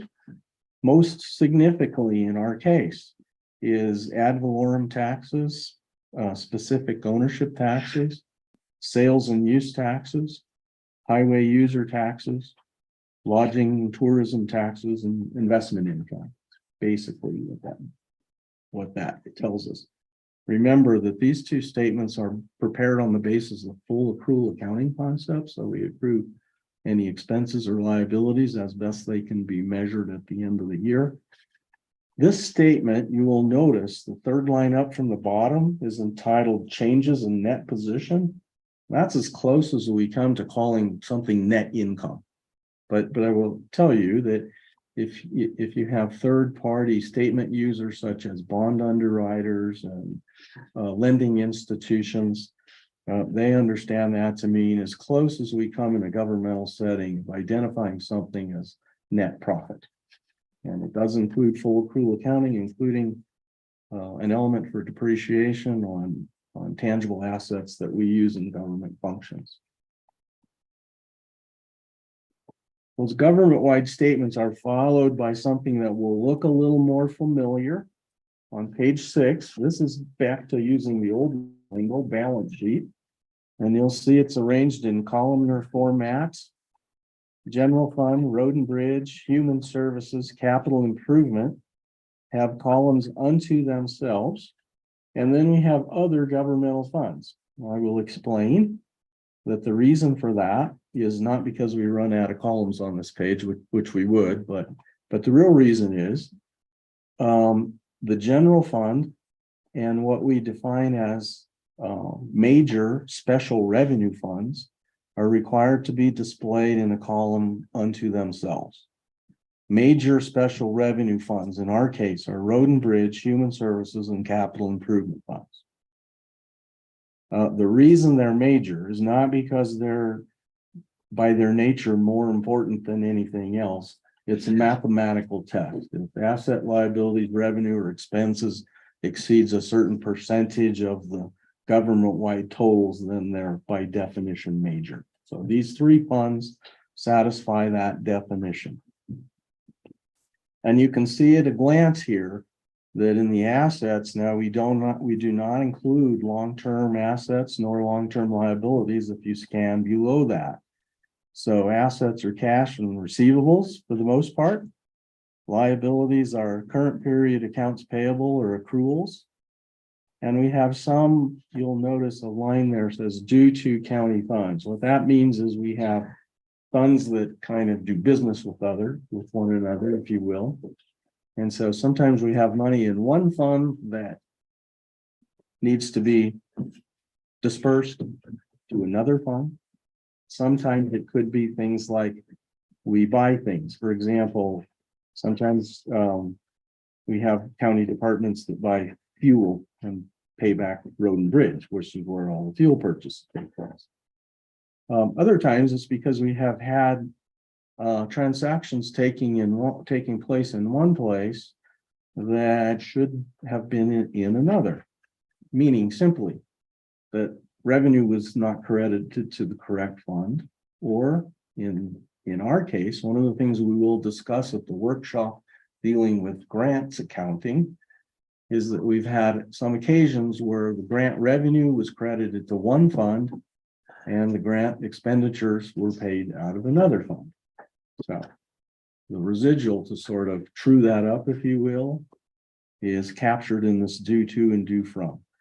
That due to and due from should be resolved. In other words, repaid by the end of the next year. So by the end of 2023, we should take some action to clear those balances.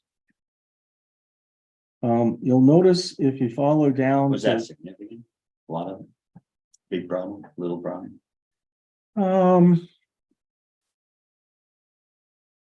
Well, okay. I don't like little or big, so I'll take medium problem. Okay. Let me tell you that I think part of the underlying, this isn't new. Okay, it's not brand new. This happens from time to time. Some years we've had where there's not much going on there.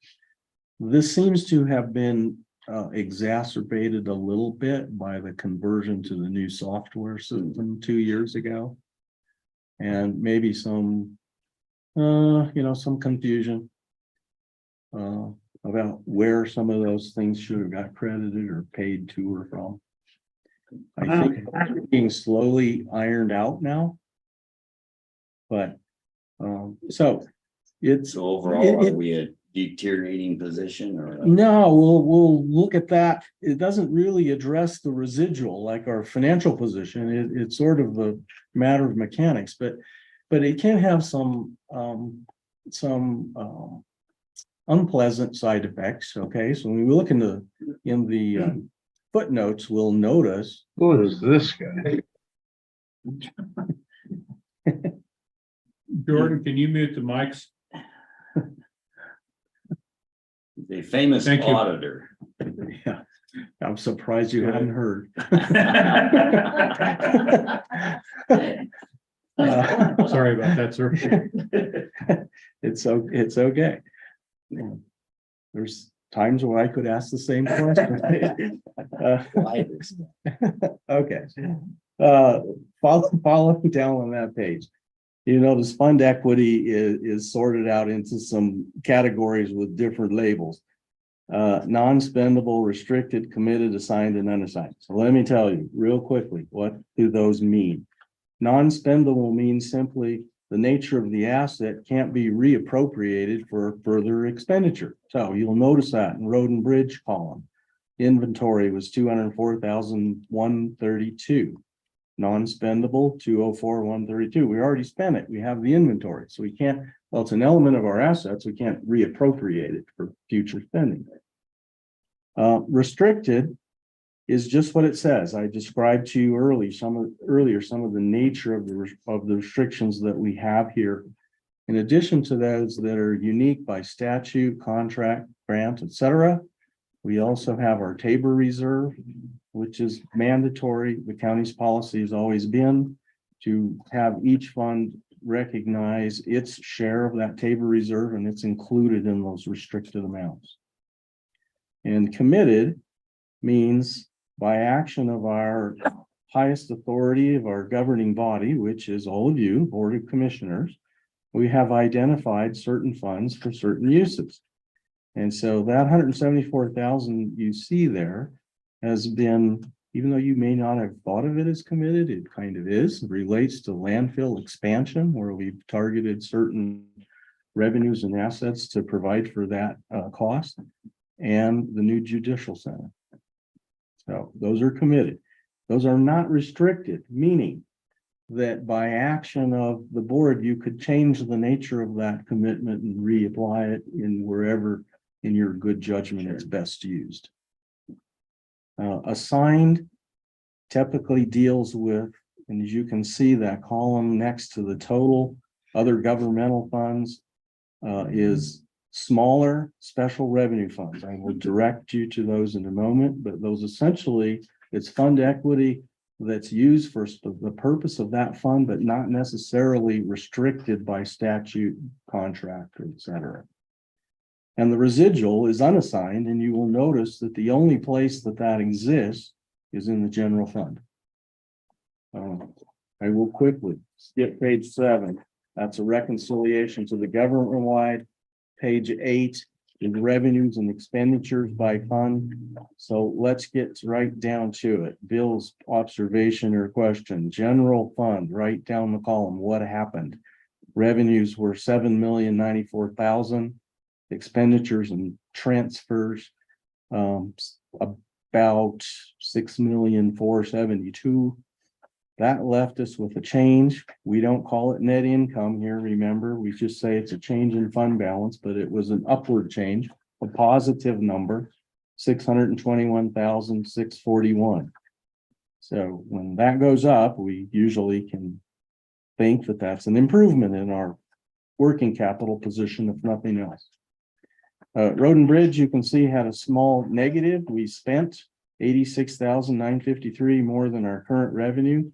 It had sufficient fund equity carried over to be able to absorb that, so that's fine. Human Services Fund, last year I reported to you that it had a negative fund balance. That's a violation of state statute technically. Thankfully, that was rectified during 2022, and it's not a very big positive, but it's still positive, 29,000. And Capital Improvement Fund, similarly, revenues exceeded expenditures by about 112. We increased its net position, net fund balance to about 926,000. The other governmental funds, I will direct you to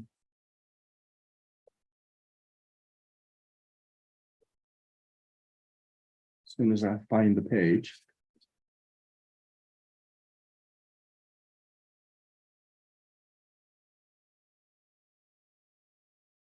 $38. 37 and 38 to be specific. And these are the special revenue funds that we maintain, but didn't satisfy that mathematical test that I mentioned. Dealing with their requirement to be considered major funds.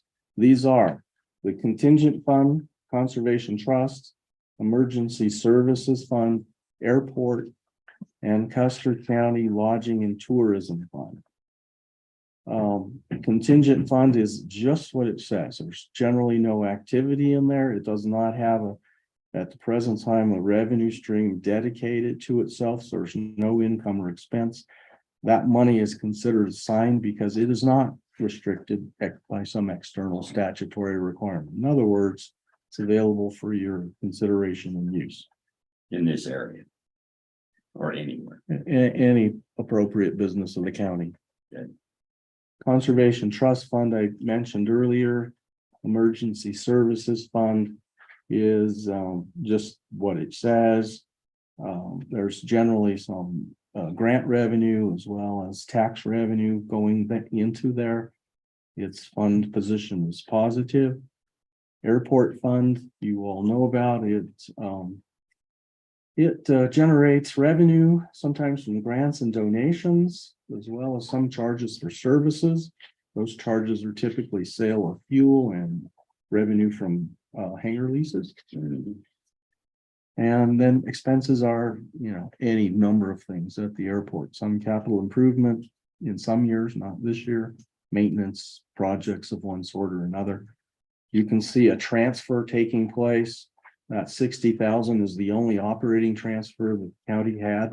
That went from general fund to airport fund last year. Lodging and tourism fund, as you know, came about several years ago now by a voter approved ballot measure dealing with lodging tax. And that lodging tax is required to be deposited into this fund and expended for only purposes that are consistent with the ballot question. So therefore, it is considered part of our restricted fund balance.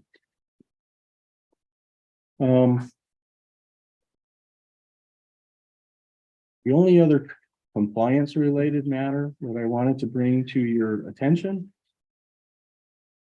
is included in the footnotes on page 22. We had 4 funds: general fund, road and bridge, insurance, and airport funds that had current year actual expenditures exceeding their budget amounts. And you can see the excess there in some cases is really very small. General fund, $586 on 6.4 million is not much, but we have to disclose it. And so here it is. That does not mean that we overspent our current revenue. It just means we spent more than the appropriated budget totals. So how do we address that?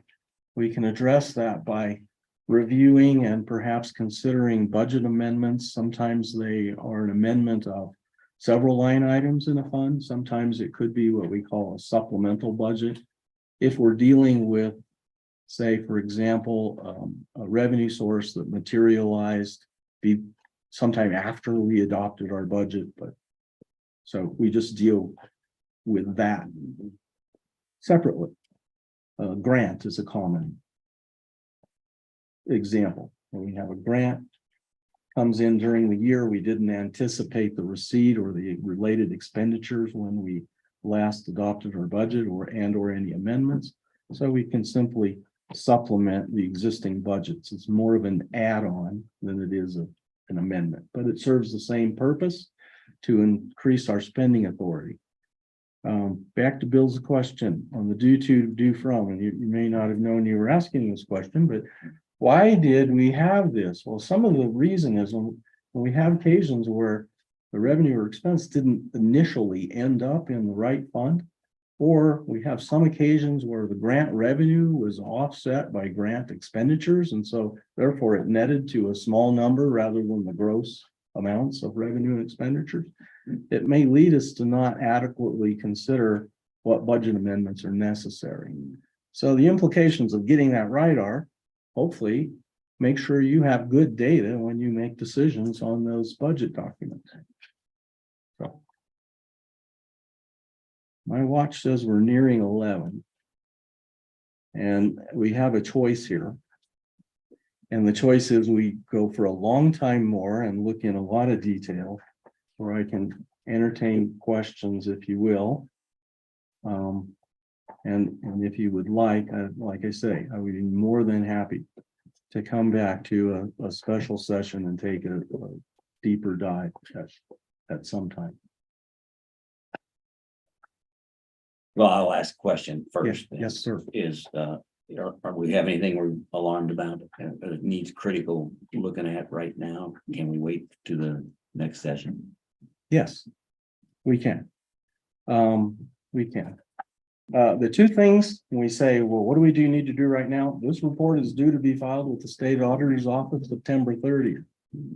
So it's my intent, after I leave here today, to make that happen. Okay. So that is And it's not one thing. necessarily the final word then.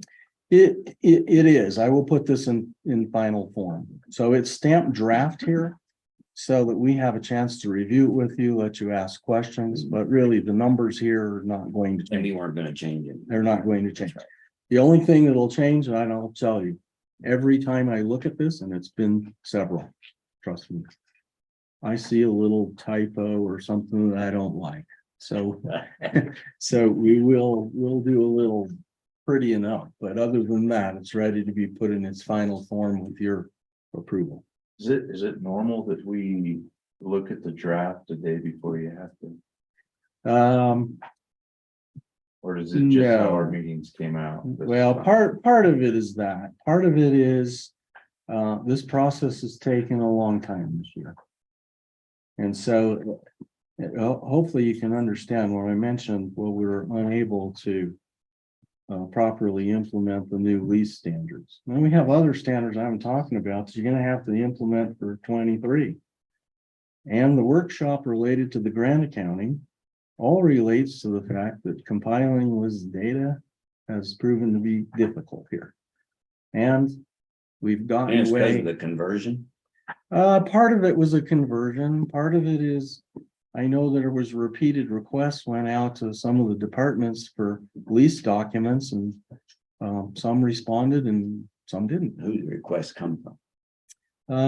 Well, initially it would have come from finance and accounting, Braden, then Lisa, and then To all the departments and the elected. as far as officials, I or just know, the I don't departments? control that part of it. As far as I know. And then more recently, I talked to Virginia about it, and she volunteered to help, but unfortunately, I don't think we got our arms around all of that data in order for me to be comfortable that we could properly implement this standard. So And you started in May, correct? Around the May. the initial request for data and information are around about the 1st of May. Yes.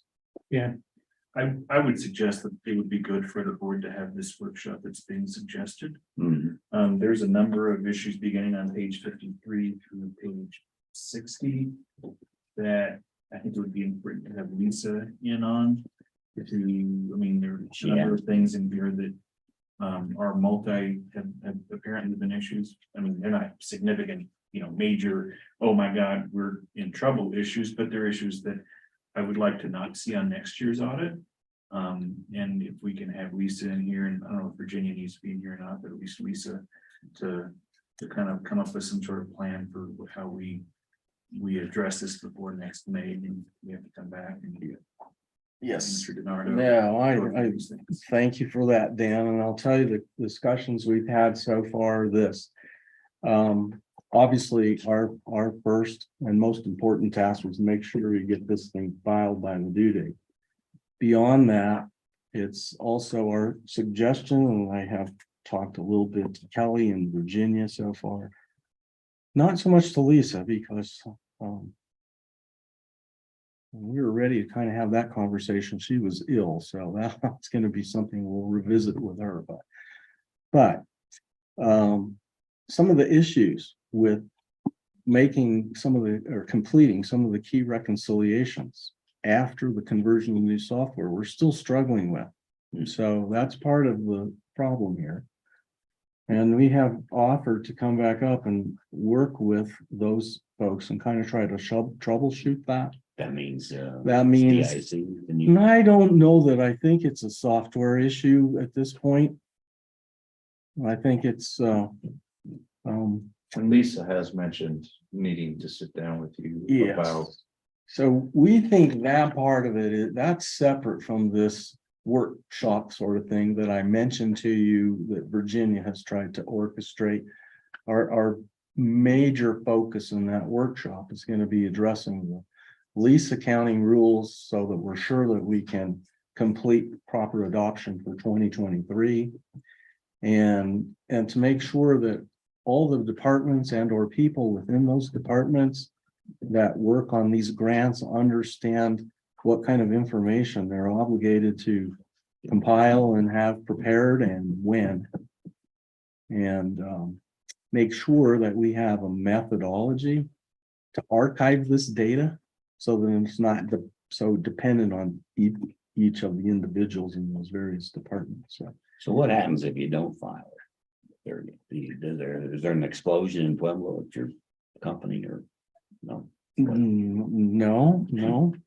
Well, in Denver. No, it won't be that. What will happen is as soon as the state auditor's office realizes you didn't file it, okay, if you don't file it on time, once they reach that realization, then they will send a directive to the county treasurer to withhold your property tax collections.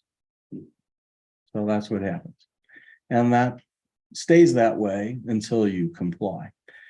This failure to adopt the lease standard, understand that the state auditor they obviously want all the opinions to be what we call now unmodified without qualification, as has been the case for the county in years past. But they can accept a qualification. They will, of certain kinds, not any, but this is what we call an except for qualification. If the opinion were adverse, then they can't accept it. They'll just send it back to you and say, fix whatever you need to fix. But in this case, what you're likely to get is a communication from the state auditor's office directed to the board chair. And it will remind you that you aren't supposed to have these qualifications, and they might ask you about what corrective action you're taking to do that. So we got to figure that out. So that's the reason for the workshops, the communication, to try to make sure that when we get to the 2023 cycle, we can address all these problems, number one. And number two, we don't like the time frame either. So just so you know, as a reminder to everyone, December year-end governments have until July 31st to file their report with the state auditor's office. If you can't file it by that time, you can request a 60-day extension. That's the period that we're in. So Is that why there's a December 31st date on this report? Well, yes, December 31st to 22's, yes, that's exactly right. So we're supposed to really have it in by the end of July. That's the initial due date. So I don't know if this kind of goes back to maybe your question or observation, but we'd like to take action so that we can get back into a timely filing without the need to request the extended period. So in other words, We could do it by on July, time. by the end of July, in order for that to happen, then we kind of have to be able to address some of these issues and for us to be able to kind of get busy with it by mid-May. Is this has increased our bill with you. It's not gonna make it go down, no. Say yes. Yeah. I mean, That was a qualified opinion. yeah, there's no reason to qualify anything. I mean, if you want to look for an internal incentive, the better that. Sooner we do it, the cheaper it The is. better you can do to make things happen, the less time we have to spend helping you do it. And Absolutely. yes, of Right. course that goes down. And contrary to some people's belief, that's my preference. Okay, I don't need for this to be harder than it needs to be. So our incentive is to make it work as efficiently as we can for both of us. And that's why we're offering some of these suggestions to you. Okay, I'm good with a workshop. yeah, when do we want to schedule that? Sooner. Time that would work best for you. I would say, I don't have my calendar, but I would suggest if you pick a couple of alternatives and communicate them to me, I'll just, Let's do that. I'll pick one. Give me a option 1 or option 2 or something, Okay, and I'll be glad to try to accommodate. and you're 6 hours or something, huh? 4 to 6 hours to do this? I'm as long as you can stand it, you know. Last year it was 4 hours. Depends on how many To tell you questions that- I have. It depends on the questions, but honestly, I think we're to have a good discussion of all the things, so we understand and then can maybe talk about, well, what do we do about it? 2 to 3 hours is probably appropriate. Yeah. I think. Okay, we will get together and make a couple options that I can send to you. Great. Your comment on this I discussion? have a question. Okay, Foreign Corrupt Practices Act requires that the county have adequate internal controls to protect all county assets. Now, the requirement means you have to document all your processes, be it via flow chart, and identify those internal controls. So Dave asked a question about out of cycle checks. My question is, did you audit that? Does the county have this FCPA requirement met to where the processes are documented via flow chart with internal control processes in place and highlighted? And does that pertain to out of cycle checks? Okay. Hold it around. I don't wanna, have you talked to my back? Yeah. So, there you go. Yeah, you already did. Well, I didn't know we were having a question from back here. So I will say. Couple things. First of all, there's a financial statement on it. It does include a review of controls. We do have several observations, which will have to be reviewed at the work session. They're too lengthy to take the time today. Our attorney here made an observation. They are included in the sort of the back schedules of the reports, is very sort of generic by the time you put them in that document. Some of the processes need to be updated. Part of it is a conversion to new software that took place 2 years ago. And I have reported to the board and said on many occasions that was some unfortunate timing as about when that happened. And I think wasn't well planned. So to kind of speak to your question, do we have improvements to make there? The short answer is yes. Okay. Thank you for answering that, Senator. Yeah, thanks. Do you have anything else today for us? Then, No, sir. all right. You gentlemen have any other questions for him? All right. We will get a couple of dates set up and get to you for this workshop. And I also look forward to the ones that you are trying to set up with Virginia and the other parties involved. Great.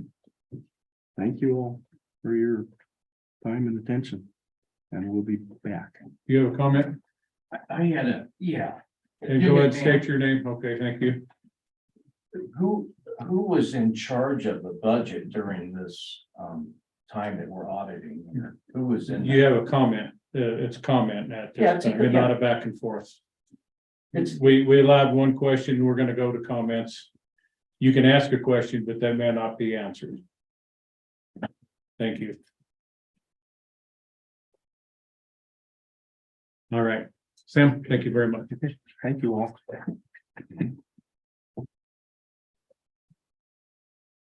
See you later. I'm sure. Thank you. Nice to meet you.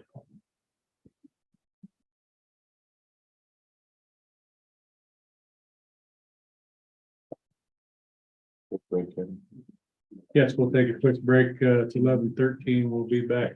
Let's try for 11:18. Break. We're going outside.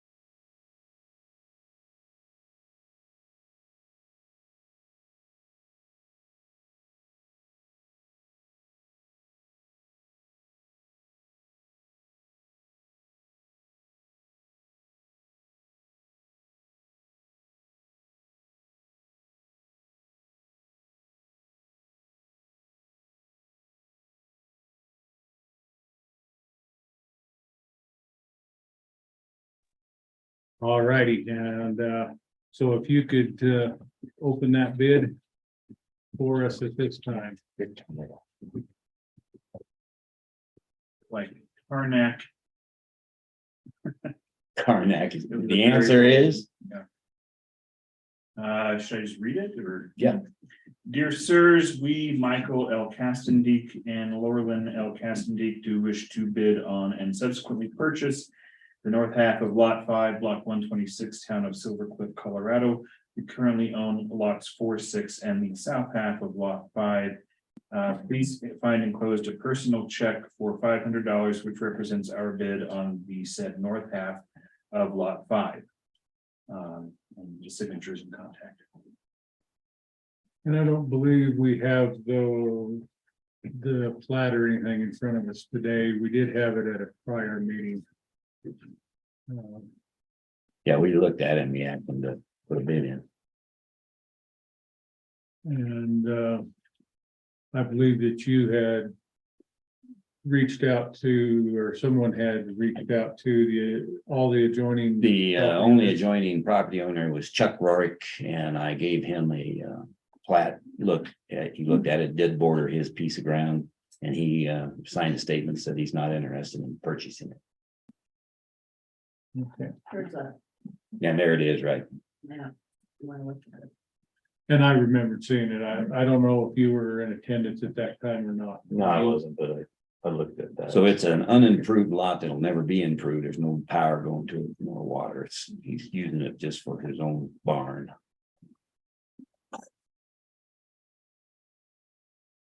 And I have no objection to it. I'd make a motion, we accept the bid. No second.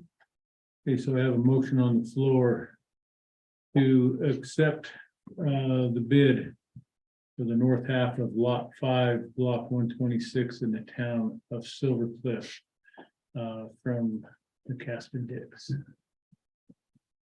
Any further discussion on that here at the table? None. All right. Anything from the room?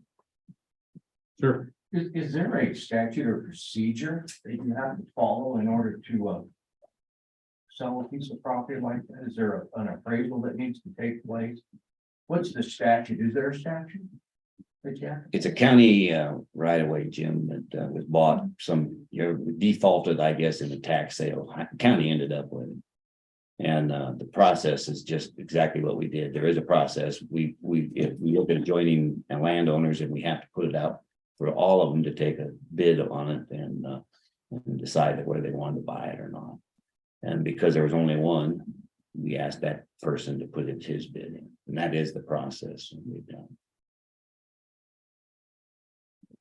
And we've done that in the past with property that the county owns in the county, like a 40-acre tract somewhere. You don't have to advertise it or anything? Oh, yeah, you did. Yeah. So you did advertise? Mm. Okay. We put it out for them. Anything else? Seeing nothing online. Those in favor, I have a motion on the floor to accept the bid on the north half of the Lot 5, Block 126 in the town of Silver Cliff. Those in favor signify by saying aye. Aye. Aye. Aye. And let me correct one thing, Jim. When there was one owner, we usually contact them by mail. Each owner is a letter goes to as well. So they know whether it's up for them to buy or not. They're the first qualifiers. Mhm. Yes. So if everybody said no, Then we'd end up stuck with it. exactly. Thank you, Bill. Next item on our agenda is a consideration of the Conservation District irrigation assessment funding. And I believe you are here. Hey, it's going on. Good to see you all again. Josh, we just met a while ago. Good to see you again, sir. Robert Miller, I believe, is on Zoom. Robert, are you there? I am here. I have Joe Barnes with me, who's also elected board member of the Conservation District as well. Just to let you gentlemen know, if you haven't already heard, we were successful in getting our grant to fund our efforts for 2024 and 2025 for our irrigation assessment program, with adding additional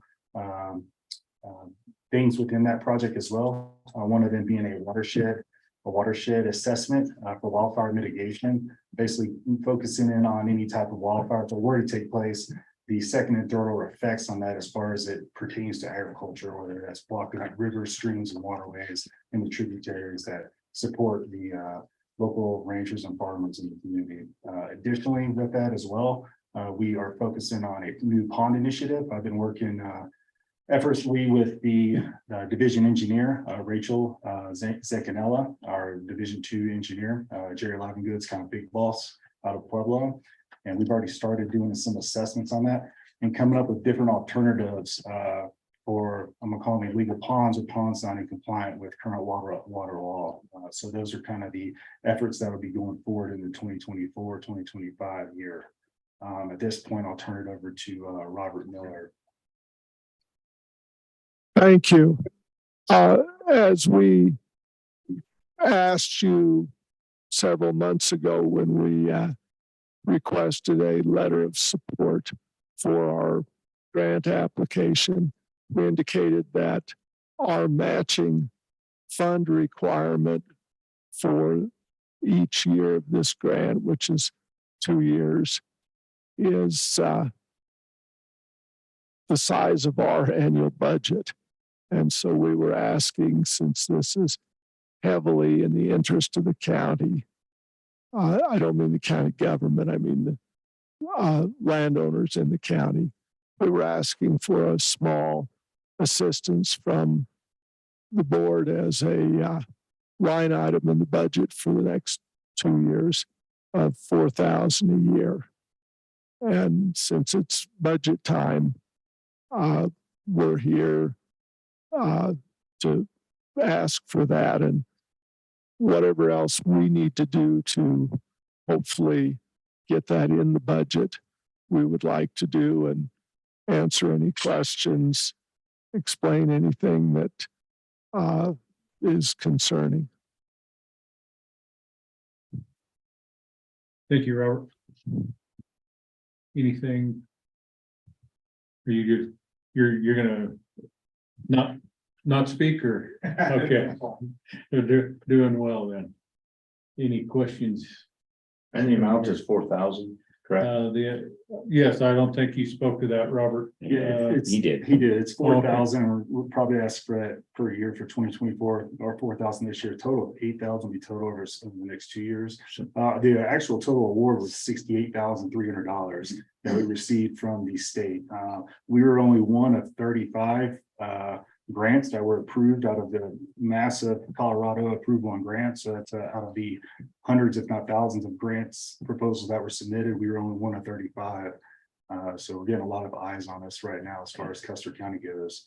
We have been under the Division of Natural Resources, under the Department of Water Resources. We have been approved to run the first pilot program, pond pilot program initiative to look at alternate ways versus just telling landowners to fill in ponds because they don't comply or don't have adjudicated water for those water rights. So they're looking at different programs, whether that's state funding, private funding, or federal funding that help with augmentation rights, or they are deemed as fire suppression ponds, or they have something to do with conservation or wildlife and use different funding. So just looking at different alternatives. And the ultimate goal is to have it managed versus just leaving it up to the landowner to take care of these unforeseen expenses because they can get very costly in that aspect. And then the biggest one is to honestly really focus on our watershed as far as the fire mitigation goes, start doing an assessment, big time full-blown assessment with that, like some of our other bordering counties have started doing. I had a couple questions real quick. Just to be clear, it's $68,000. Did you win it? Yes, we were awarded the grant. How did you So we win it without having the matching funds? So we do have the matching funds currently within the Custer County, the matching funds. Okay, for this 68,000, which is good. So we had to come up with an additional $23,300 in matching funds. Half of that is in kind that we got approved on. The other half of we had to come up with, which leaves us at the $8,000 mark. Okay, got it. That $8,000 mark, we do have that money in the conservation district's funding, but because it's if we use all of that over the next years, we'll be completely wiped out on our funding. Okay, so it's for 2 years. Yeah. Is there another grant that you're gonna apply for? Is this a continuing It's cycle? gonna be a continuous effort. Does it commit us to $8,000 a year No, sir. for the No, next sir. 16 Unless you're years? very willing, then. we'll take it. But it's 4,000. Yeah, It's 4,000. Okay, 4,000. go ahead. 4,000, yes. We could speak to this coming budget, but we cannot speak to a 2-year commitment. No, I'm just looking for So, yeah. yes. I just wanted to It's make. that clear as $4,000. well. $4,000, yes, sir. For 23, not for 24, right? So this This is would gonna be for the So 24 budget. They're asking for us to include them for $4,000 in the 2024 budget. So we would have to. Since we are now coming up on that budget. So And we do have a line item in there for this kind of stuff, Okay. but we'd have to load it. So basically, we'd start January 1st, 2024 and go through December 31st, 2024. Okay. I have a question, might be a little bit off track of your actual ask. You spoke to the undocumented ponds or illegal ponds, however, Yes, sir. if do you know what the process, how long that process takes if they put in, say, for a waiver on those ponds? That is something that we don't know right now. However, October 12th, I have the division engineer coming in for our annual conservation districts meeting, which is going to be all aboard. You guys can get purchase tickets right on our conservation district's website. She's actually going to be the guest speaker for our annual conservation dinner. She's going to be doing a full presentation specifically targeting ponds not in compliance with Colorado State. I'm sorry, who was that going to be speaking? It's going to be Rachel Zancanella. She's the Division 2 engineer, chief engineer. Pueblo, yeah, she just took over, I think, January of this year as the engineer down there. Thank you. Yep, sure. Anything else from you, gentlemen? Any questions? And what date is that? It's going to be October 12th. Yeah, and you can find all the information out on the Custer County Conservation District's website. If you're interested. It's going to be a brisket dinner put on by the Colorado Cattle Women's Association. So it'll be a full dinner with presentations from the Colorado Cattlemen's Association on water plan, on our water plan mitigation kind of stuff. And then the main focus will be Rachel briefing on or giving a presentation on the illegal ponds that we're going. I'm trying to figure out how to word a motion. We needed to discuss it again, but I would move that we grant that, or we can't commit No, money. But I don't think you need a You can't. motion for anything I at this don't- point. It's just I don't need it. something to consider in the Yeah, budget. that's what I'm thinking. There'd be no reason to have a motion. That's what I thought. Thanks, but that's where I was headed. Okay. So I don't have any other questions, but maybe there's some other. Go ahead, Dave.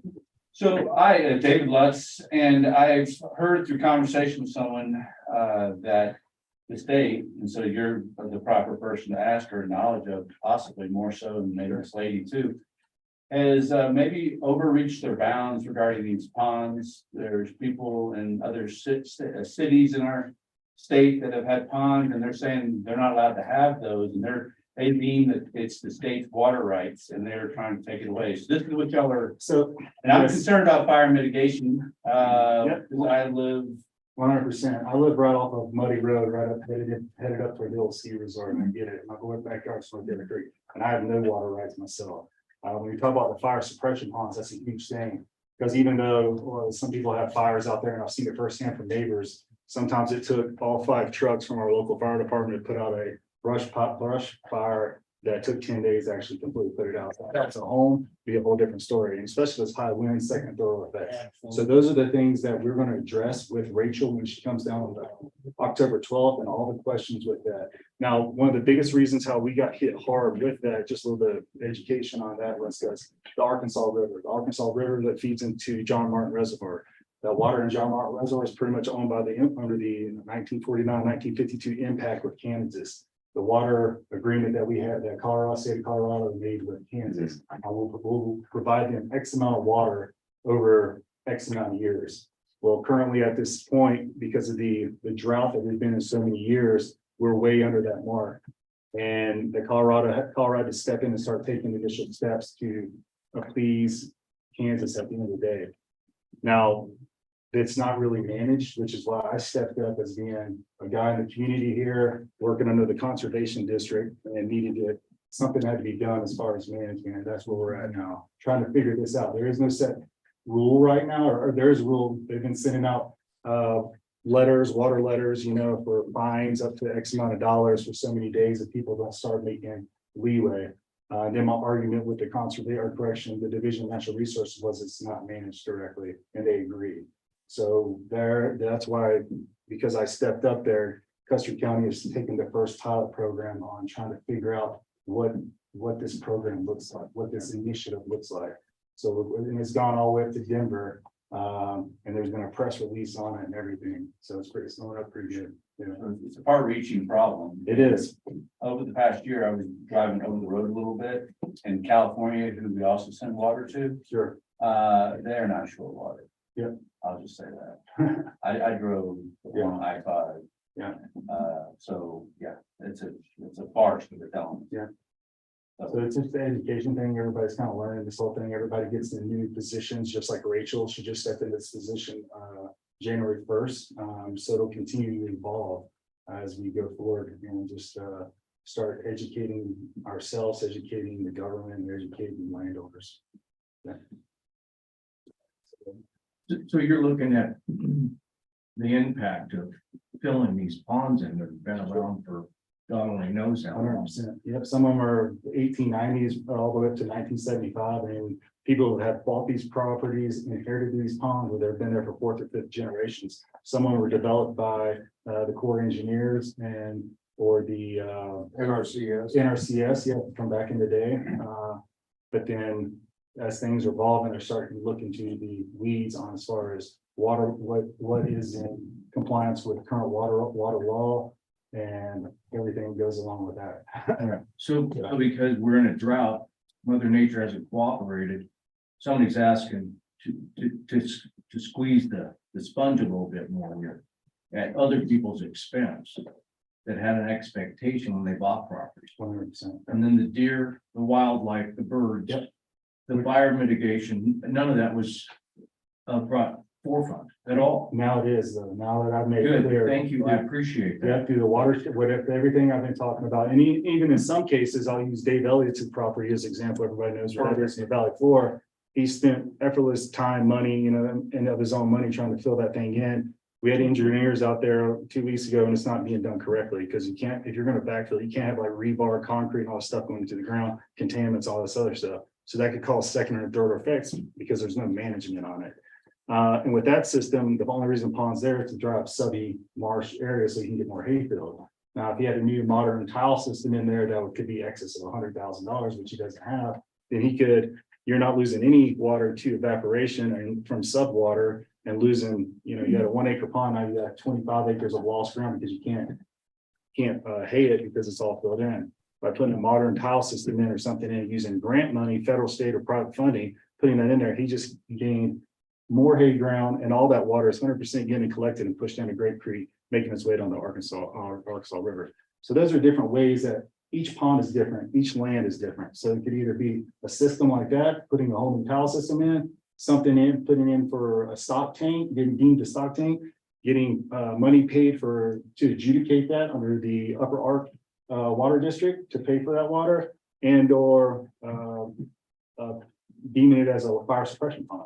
So each one will have its own little way, but we don't know what it is. Those are just the things I presented to the board, which will continue to develop, which is part of this initiative for 2024 and 2025, is to continue to develop this ongoing effort.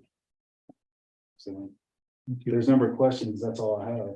So what is the money being allocated for? So the money right now pays for the position I'm in right now. Okay, my time, as well as to run outreach programs for the community, to bring them all in, to maybe even contract out to some of the things as far as when it comes to the wildfire mitigation and the effects on our current watershed, to hire private engineers to come in there and do all that. Yeah. So is there coordination with the volunteer fire departments as well? That'll be Or 100%, except with our, I was gonna say hazardous management, but our management, crisis management, it's not, is it crisis the way I'm looking for? emergency management? Emergency management, there we go. So work with emergency management, the fire department, everyone to have an ongoing effort to figure this thing out because it doesn't exist. Yeah, so that'll be part of the whole program that I'm running and people that I'll be dealing with and talking to push this going for all of 2024 and 2025. So to be clear, then, your job or then the future would be to advertise it enough so that if Jim McMahon had a pond out there and didn't know, he didn't want to that fill it in, doesn't need to. Yeah. They can go to you and you can figure out how you're gonna augment the water somewhere else and the pond stays where it is. That's the ultimate Basically. goal. We currently are focusing on the individuals who have already received letters so far and have been And pinpointed. there's a lot of them probably don't know, and if One of they the- don't know, they're gonna get their pond filled in, Yep. or something's gonna happen. They're gonna get fined. Or they'll get fired. Yeah, that- Fined. So right now- somehow you gotta have some money to advertise and make Yep. sure people are aware. And that's part of the budget as well. Yep. So it's gonna be a lot. yeah. If nothing else, then. Okay, so we've considered it, so we'll have to think about it. It's too bad Lisa's not here, so she can flag it in our budget discussion, but I bet we got notes on Yes, we'll, it. We won't forget. Okay, perfect. All right, John, well, I appreciate it. Thank you very much. Yeah, thanks a lot. Thank you very much. Thanks. Thanks, Robert. Robert. Thank you.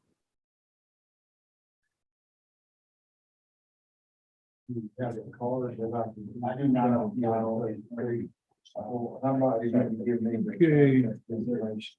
Next item on the agenda is the consideration of bids for the roof of the cardboard recycling barn.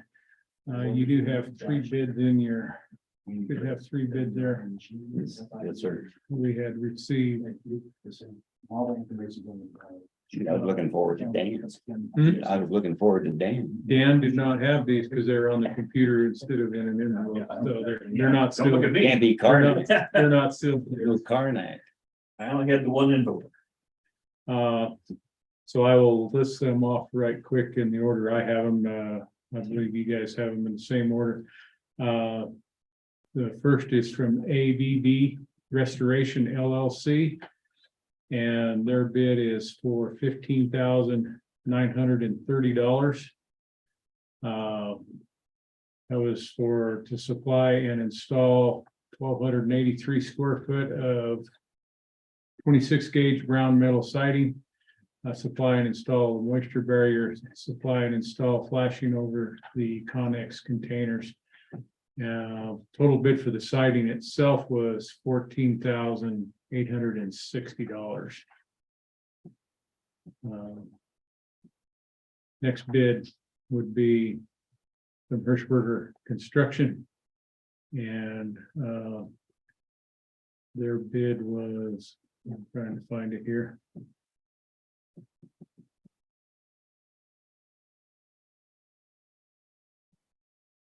Installed price for there is $13,900.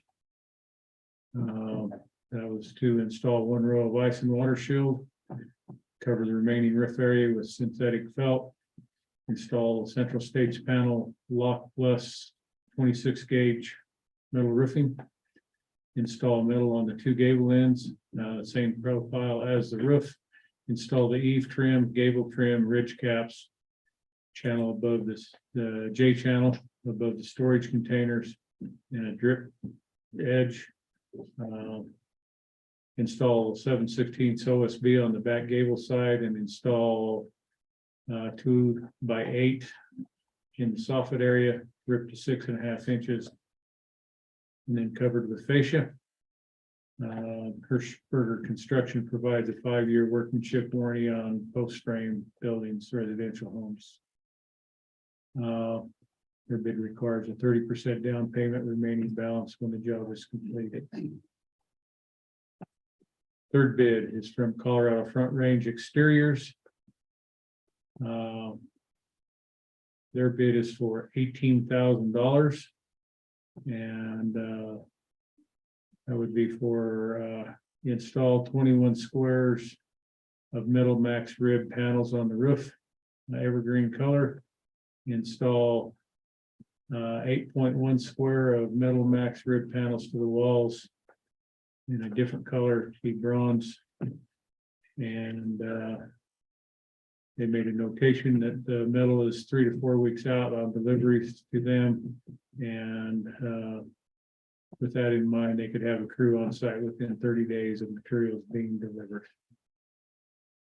So that bid is for 18,000. Hirschberger bid was for. I'm gonna have to find it. 5930. 39. Okay, thank you. Hirschberg 13.9. That one's hard for me to see. And then the bid from ABB Restoration is 15,930.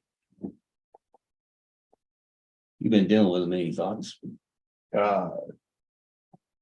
Hirschberger's is local. We did reach out to other local, and most of them were too busy to even give a bid, so. There was one handwritten one that just had the price, so. Who knows what you're getting? That might be just consultation fee, I don't know. But most of them were busy. Most of them just said it would be end of year before they can get to it. I move we accept Hirschberger's bid at $13,900. Local guy. Good bid. I would second that motion. Discussion here.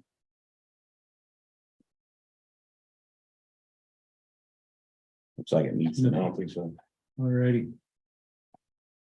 And I guess I would say that the monies for that will be coming out of that existing grant that Recycles is Yes. operating under there. Yes, sir.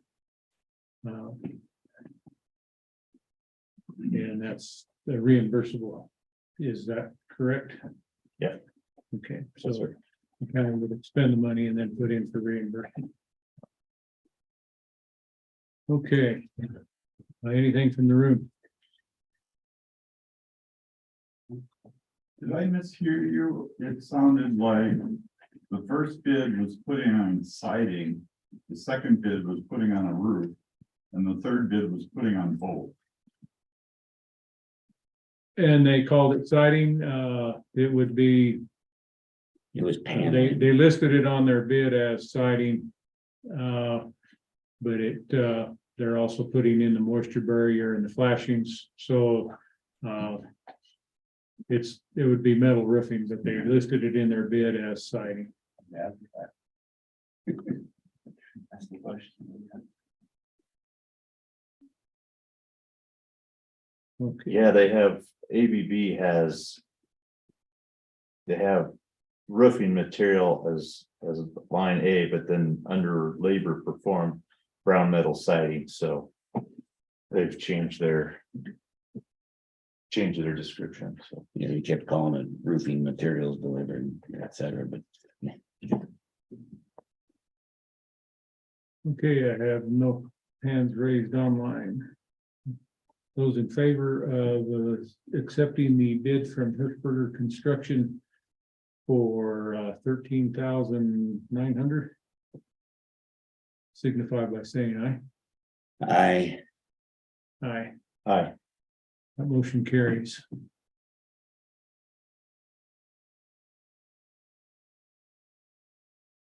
Next item on the agenda is a consideration of releasing the audio of the, No, 21. sorry, I checked that one off instead of the one I was on.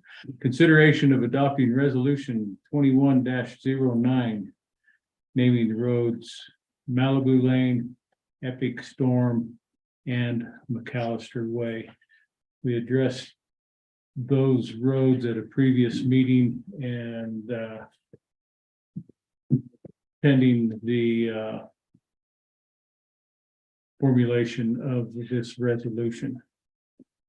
And the two roads were roads that were unnamed And one, the Malibu Lane is out by the airport and you just change the spelling of Malibu to be only BU, Correctly spelling. correctly spelled. And I have the resolution here, the resolution number 23-09, a resolution to change the names of certain road in Custer County and to name certain unnamed roads in Custer County. Whereas a request has been made to the Board of County Commissioners of Custer County to change the name of a certain road in Custer County in order to comply with the intent of the subdivision road naming conventions when the subdivision was created. And whereas the board has also received a request to place names on 2 roads in Custer County that currently have no names. And whereas the specific requests are change Malibu Lane spelled B-O-U to Malibu spelled only B-U at the end. Number 2, name an unnamed road in the bridge parcels as Epic Storm. And name an unnamed road in the bridge parcels as McAllister Way. Whereas it appears that all of the property owners who would be affected by the requested name changes have given their consent to these changes being made. And whereas the Custer County Assessor has researched the proposed new names and has determined that they do not conflict with any current road names in Custer County and has no objection to the proposed changes. And whereas this board is satisfied that the proposed name changes for said roads are appropriate and would serve the best interest of the health, safety, and welfare of the citizens of Custer County.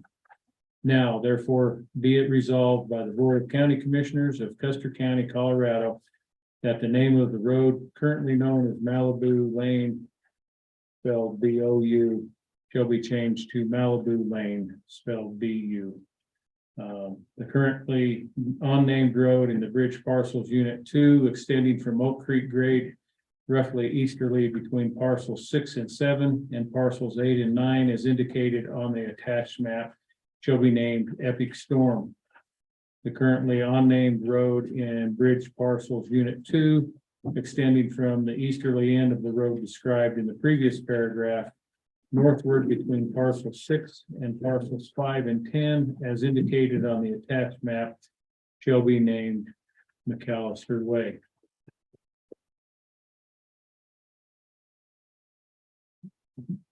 The effective date hereof shall be the date of the adoption of this resolution. And if we approve it, it's approved and adopted this 28th day of September 2023 at West Cliff, Colorado. Signature lines for all 3 commissioners and a signature line for the clerk of the board. I'll make a motion that we approve the resolution. 21. 2309. 23. 2309 on the agenda. Wrong on the agenda. How did that happen? Why, yes, it is. I had not. Oh, did you second it? I did not. I'll second. Okay, so I have a motion on the floor to adopt resolution 23-09. Resolution to change the names of a certain road in Custer County and to name certain unnamed roads in Custer County. Discussion here at the table. Not seeing any there, anything from the room.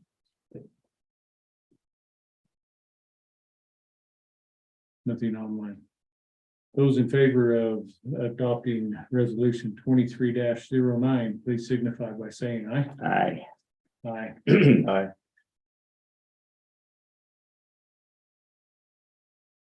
That motion carries.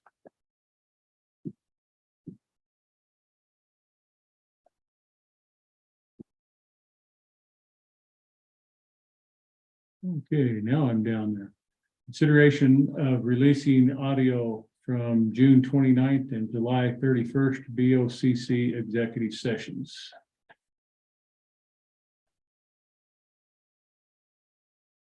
That has been put on as a request for us to release those 2 executive sessions. And I would open it up to you, gentlemen. Well, first I make a motion that the July 31st BOCC executive session get moved to the next agenda, October 3rd. I haven't listened to it. I have no idea what's on there. So I can't make a decision about that one. All right, you just made a motion to. Yeah. Okay, I'll second it. I think that's right thing to. To the third, to the Whichever means the next one. third. That would be Tuesday, The the third. third. Have a motion on the floor. To. Move the request for the July 31st BOCC executive session. To the. October 3rd meeting. Correct. Discussion here. I guess you made your point. So you'll get a copy of it. Yes, sir. Okay. I'm out of jump drives right now, so Okay. you either have to bring I'll me bring a you one. brand new one. And it's gotta be. He's got a unopened. jump drive. Unopened. I've got a jump drive. Okay. They're all yours. Mhm. So cannot be added to a previous one. Okay, Not if it's been plugged into another computer. okay. You don't have, county situation. No, I don't.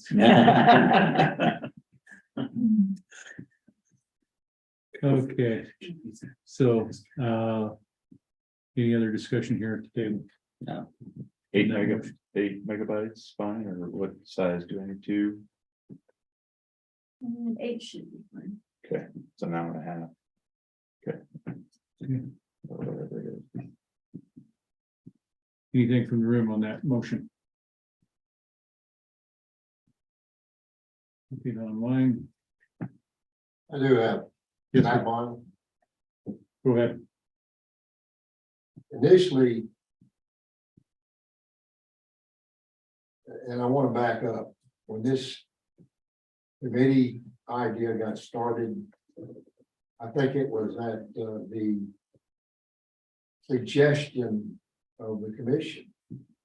That we would be allowed to prepare a report, would be considered and so forth. We didn't need any suggestion. I mean, I have absolute right to do that right now if I want. I do whatever I want within the bounds of the law. So I want to firmly and completely dispel the notion that this committee does anything. It's just a loose group of people that happen to get together after a meeting and start talking about what happened to see if we could do something about it for the public. That's why on occasion we'll discuss what is going on and what happened and what do we need to do the next. It has no independent existence of any kind whatsoever, this so-called committee. It's just people that are interested in what happened with the county manager deal. So with that, then what I would like to say is what I alluded to earlier. I'd like to know what executive sessions still exist, because we don't want to waste our time trying to figure out what we should request and what we shouldn't. I know there's a statutory requirement apparently that they be kept for 90 days. We've asked that they not be deleted even after that period. And so, does anyone know how long those meetings last for? Those, how long those executive sessions, what dates you have any been deleted? When were they deleted? What are a waste of time to request because they do not exist at this point? And I think that's a reasonable request on our part, because we have to, in order to be fair about it, to keep from wasting everyone's time, we've got to go back and review all of the meetings to see if there was an executive session that was on the agenda. Obviously, the statutes require that the subject of the executive session be addressed and identified prior to going into the executive session. So we don't know which ones exist and which ones do not. Does anyone have that information right now as they sit here? I do. You may address. Kelly. So, since this has all come up, I have not deleted any, even though there's one that's within that 30-day or 90-day, June 6th. That was for legal, but that doesn't have a, actually, I guess that's the only one that doesn't have a recording. We don't record legal advice. June 29th. That one was a personnel. I think that's on this. That's the one we're at, they're at, yeah, that's one. July 17th Considering. is legal advice. So there's no recording. July 26th was negotiations with Baseline Engineering. July 31st, the one that is on the agenda today too, that was you guys went over the county manager applicants and reviewed those. August 1st was legal advice with the sheriff's office. August 16th was negotiations for county manager. That's the one that's already been released. And August 23rd was for legal advice.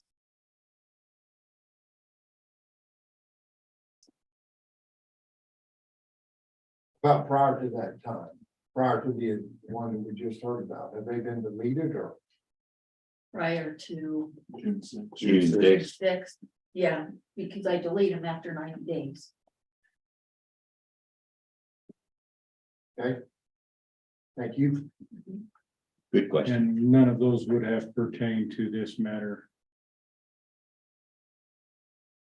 Anyhow, Thank you. okay, anything else?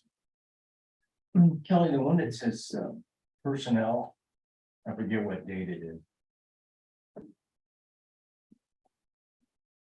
June 29th was personnel. That was And also July 31st. and July 31st, yeah. So June 29th was the one that is that one? That's one. Okay. Those are So both on yeah. today's. Yes, so it's personnel. All the commissioners were in that one. I was in that one, Braden was in that one. And it was, he did his presentation. That was that one. And could I ask? The, you- the I'm other sorry, personnel was when they looked at applicants for county manager. Those are the two that you got on the agenda here. Yes, Could I ask if Mr. Wilson, quote, personnel, end quote? I mean, were you discussing Mr. Wilson's job performance in connection with an existing position and? Hold Sure. on, hold on. Yeah, that's We're now asking questions about what occurred in the executive session, correct. which wouldn't be appropriate until after or unless the board Right. actually decided to release that recording. So I think we're kind of putting the cart before the horse. Also, there's a motion on the floor with all due respect, Yes, just to move the discussion as to July 31st. I think and we Beyond that digress from one. that. Thank you for that, sir. And then Anything thank else you. on this particular motion? Thank you, sir. Well, that being the case, there's nothing online. Those in favor of moving the consideration of releasing the July 31st BOCC executive session to the October 3rd meeting, signify by saying aye. Aye. Aye. Aye. That motion carries.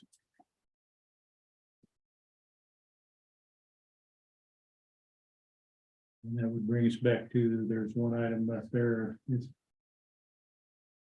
All right, I'll make the motion, we can discuss it. I move that we release the audio tape from June the 29th. Session, executive session. A motion on the floor. Do I have a second? I'll second the motion. Yeah, I have a motion on the floor. to release the June 29th executive session recording discussion here at the table. I would reiterate the same thing I stated at the previous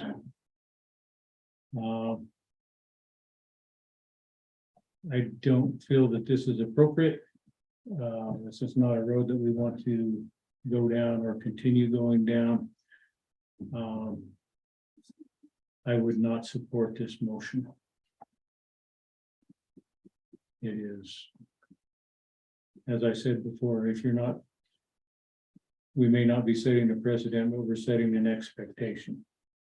And it has been stated that we would ask for every executive session moving forward on this, so.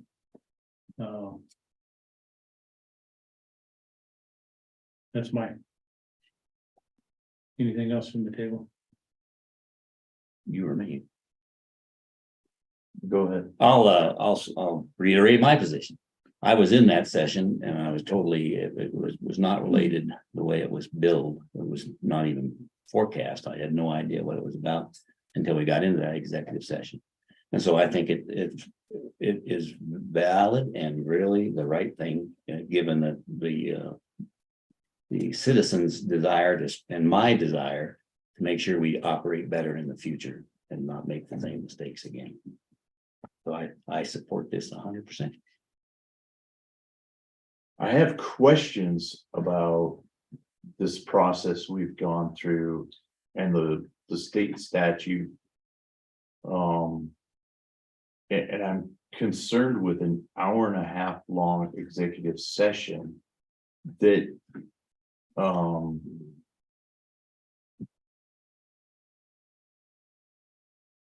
and the discussion that developed and was discussed in that executive session.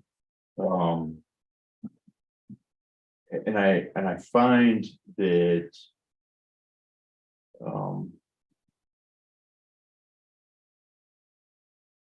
sometimes saying things in public gets a lot of backlash. But at the same time, it's out there, and at least people either know where I stand or the decision I've made, and they don't have to wonder. They don't have to go, where's he coming from? Or what's he thinking? Or what's he doing?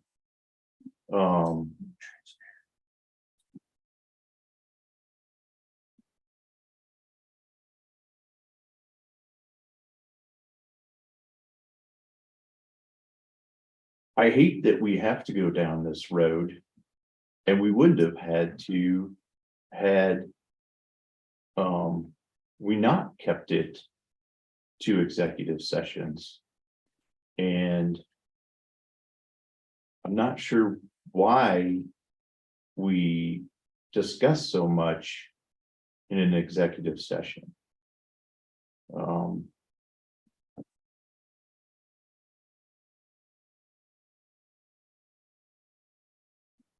Comments for now. You'd like to comment, sir? Well, I would say, first of all, I wasn't in the June 29th meeting. I wish I had been, but I wasn't. But I do share concerns that we are going down a slippery slope of expectations if we start releasing executive sessions just because the public wants to know what happened in an executive session. I don't know if it's necessarily a legal executive or a legal slippery slope where someone can force us to release something we wouldn't otherwise release.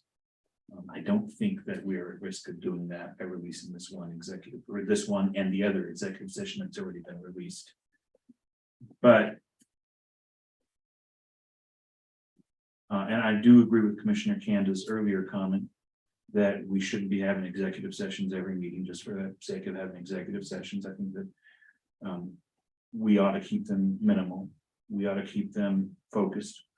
And I think when you look at the list that our county clerk has compiled the times we've gone into executive session, or this board has gone into executive session since the beginning of June. I think the reasons for those many of those executive sessions are quite obvious. Negotiations with a contractor, interviews with candidates whose names are not public, or at least decisions about a discussion of those candidates whose names are not public. Those are, I think, very legitimate reasons, and I don't want to quell or quash or give a situation where a commissioner is worried that the open discussion that is the reason for an executive session is they'll somehow feel like they can't really say their mind because they are worried that at some point that's going to be a public comment as opposed to a private comment. There's a reason this legislature has established certain avenues for executive sessions. As far as I know, in at least the June 29th, and I guess that's the topic that's under consideration in the June 29th meeting. I believe all of the commissioners voted to go into an executive session. Nobody who was in that executive session and given the opportunity coming out of the executive session objected to the scope of the session exceeding the reason for going into the session. Again, that's my understanding, and someone can correct me if I'm wrong. I don't know, but again, I wasn't there. And I think it would be a different story if one of the commissioners said, I know we went into executive session to discuss X, and I'm really concerned because we went outside of the bounds and discussed Y and Z. I think it would be a reason why we might want to have a discussion about whether that session or some portion of it should be public. But that's not, I don't think, what happened. But again, my main concern is the slippery slope. Thank you. Anything else up here? No, but I will iterate, and the only comment I'll make, Dan, is you're right. I think it's right, not because people are asking me to do it. I think it's necessary to get it on out the way it came out, because it was billed as a personnel action promotion, and it wasn't. And it was a whole different ballgame, and I did object to it when I found out about it in the meeting itself. So this isn't a surprise to me. So that's irrespective. I think it's important because it is germane to them, the people understanding what went on and how we can do better to make sure we do exactly what you just said. Lucas did a good job of presenting it. It's not in the bounds. I'm not participating. Stop. Okay, and that's what has to happen in the future. And that's, I'll need to go on. Everybody knows history, so I think it's the right thing to do. It's scary to go into executive session without my attorney or our attorney present to keep us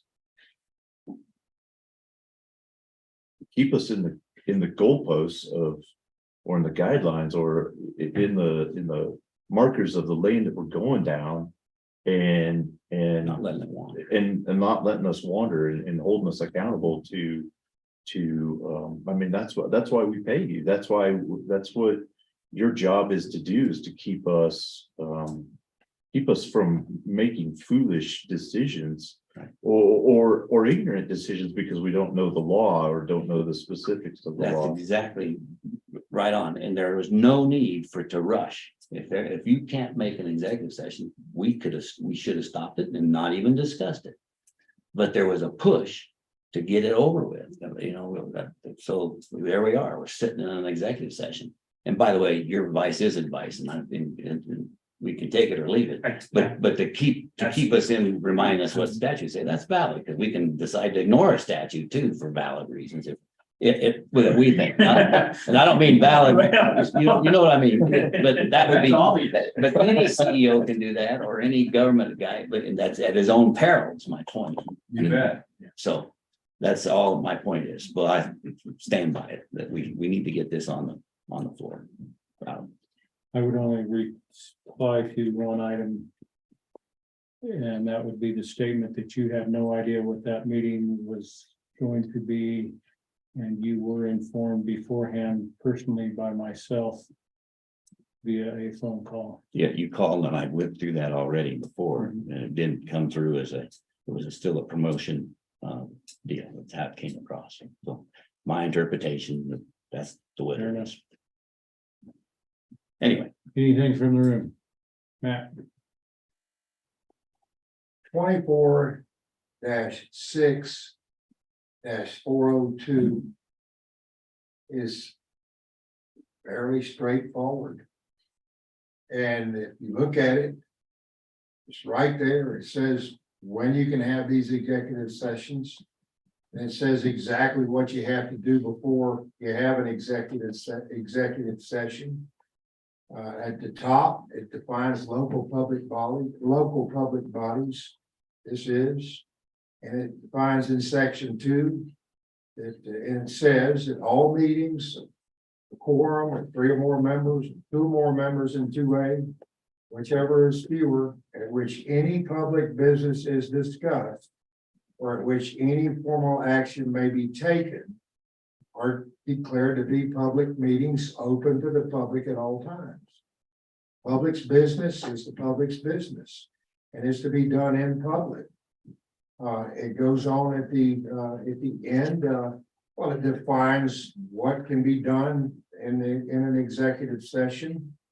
And then it goes on at the very end to cap it off and say no resolution, rule, regulation, ordinance, or formal action of a state or local public body shall be valid unless taken or made at a meeting that meets the requirements of subsection 2 of this section. It talks about public meetings have to be open to the public. So, you know, you peruse that statute and that's it. And I intend to figure a way to post that for the public in this county to read, for the citizens to read, so they can read it. And I've got a copy of it. If anyone would like to have a copy of it, I can flip a copy of it to you that has some highlighting in it, or I can delete that or whatever, but it's straightforward.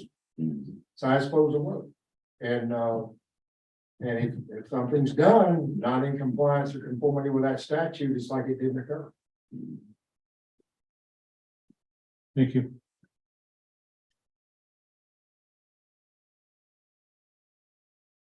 Dave? David Lutz, I entered into this kind of as a late entry and learning about it. But as I observed and have voiced previously, these decisions and these choices and I guess promotion was done in the dark of the night in an executive session. That's not right. Just like Matt just said, and I know it was opposed at prior BOCC meetings.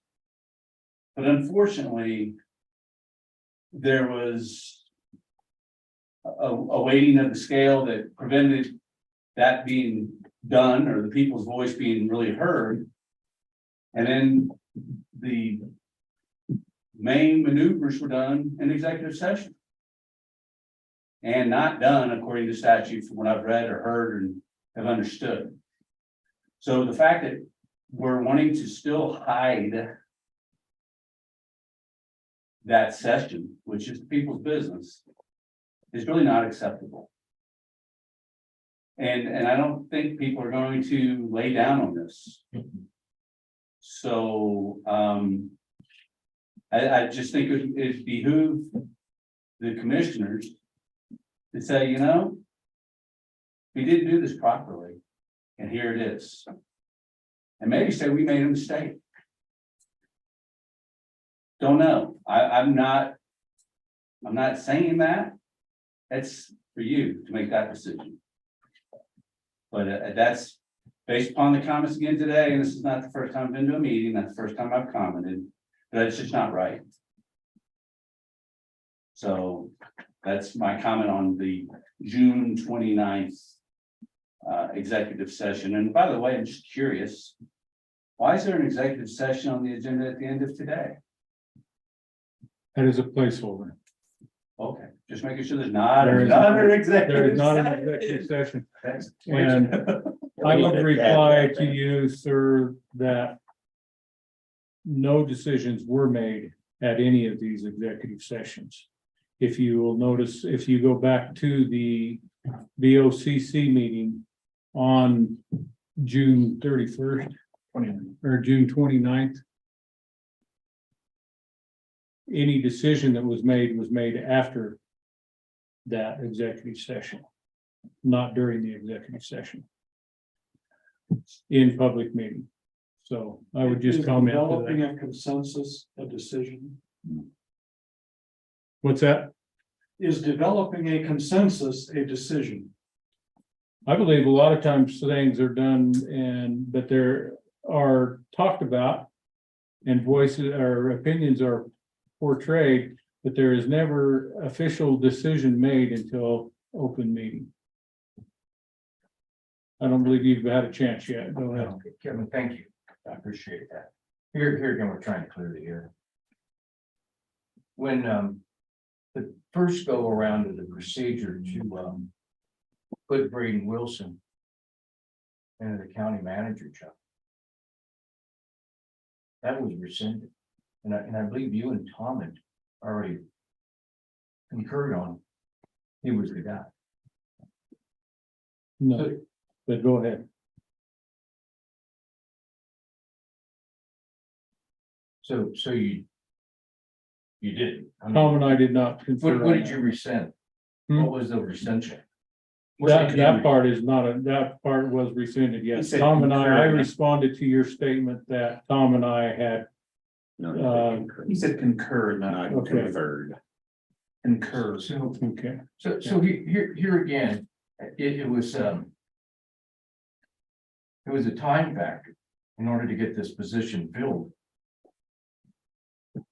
And it looks to me like you already had his replacement already installed. And he'd already departed from his position. You really didn't have no way out. You guys had negotiation ability like there was no tomorrow. You guys had him over the barrel. I mean, that's some pretty good maneuvering on your part. Here the young man done vacated his paycheck. I mean, he could have ended up back at Hunger Buster. I don't know. It's kind of scary to think about. At the end of the day, that environment that was created was because the statute was not followed correctly. Very devilish. You may pray for these meetings, but we need to pray after, apparently. The other part to this is, this had so much suspicion. It reeks of it.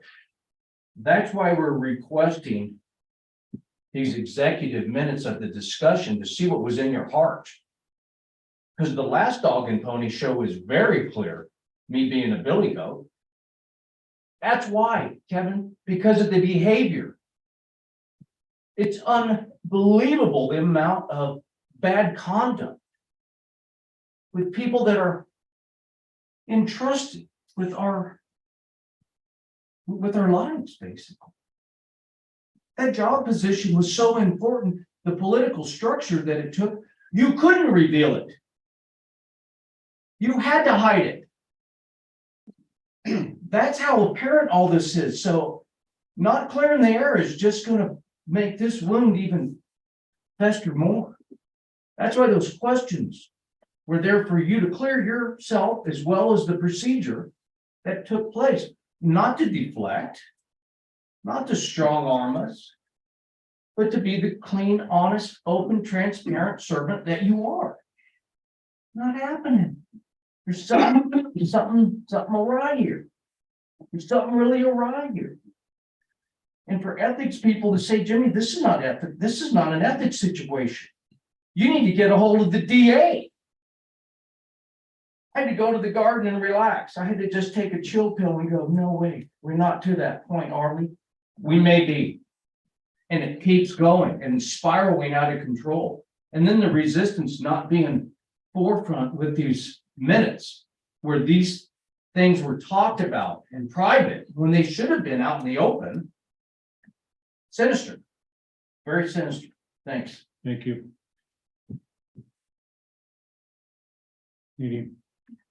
Nadine Peterson. You stated you're concerned about setting a precedent for expectations and I would like to say we do expect some precedents going forward, that things are done correctly and above board. Because you represent us and you've taken a fiduciary oath to do that. So yes, you do expect something from this. Thank you. James, Yeah, so basically what I'm hearing from this discussion is that you should not do any executive sessions. Because nothing you talk about is so important that you have to do it in private under the openness amongst yourselves, where you can have an open and frank discussion to come to some idea of what it is you want to do that really I have no business knowing. But given that, if you want to keep the executive sessions and be able to have those conversations in private amongst yourselves with your attorney to ensure that you can have an open and frank discussion amongst yourselves, that we don't sit here and start accusing you of being deceptive and devilish, then keep the executive sessions and let us, if we want to hear the recordings, apply for a copy of the recordings via freedom of information, and then it's out of your hands. It goes through the legal process as it should, and you relinquish those recordings as they are applied for. None of this badgering to ensure that you do it, none of this claiming it's the right thing to do because you're on the side of giving all the information away. Just do it through a legal process of some sort. That'll give you documentation, who asked for it, who got it, why they asked for it, etc. thank you, sir. I believe you gentlemen have both spoken already, so I'm gonna hold it to that. Anyone else that hasn't spoken? Go ahead, sir. Are you saying that any one person gets only one opportunity to speak? Is that what you're saying? Yes, sir. Clearly, some things have gone on in the past few months in this county that have caused the citizens to question in a very serious way the ethics of the Board of Commissioners. And exaggeration aside, many executive sessions have been held that apparently were not properly established beforehand in a legal fashion to follow the statute. In other words, they weren't described specifically enough, the purpose of the executive session, and then following, as Commissioner Epps said, that fine line to stay on that purpose within the session before you get out back into an open meeting. And even when you refer to an executive session for the purpose of a personnel issue, that's not adequate. There needs to be more information and specificity about why that executive session needs to be held. You don't need to give away any secrets. You don't need to get into details about the issue, but you do need to specify, in accordance with the statute, specifically why you're holding an executive session, and that was not done in many cases regarding this issue of the county manager, and frankly, other issues as well. So I think that this current problem in our county government, and that's caused the citizens a lot of disturbance and a lot of possible anger, we're going to get through this.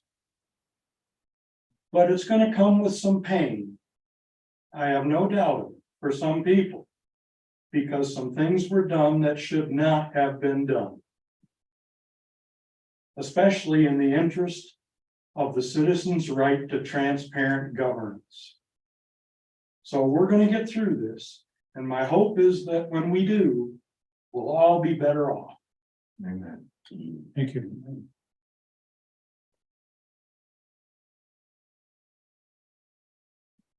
Nothing here, nothing online. Have a motion on the floor. to release the audio from the June 29th BOCC executive session. Those in favor signify by saying aye. Aye. Those opposed? Nay. Aye. That motion carries by a 2-to-1 vote.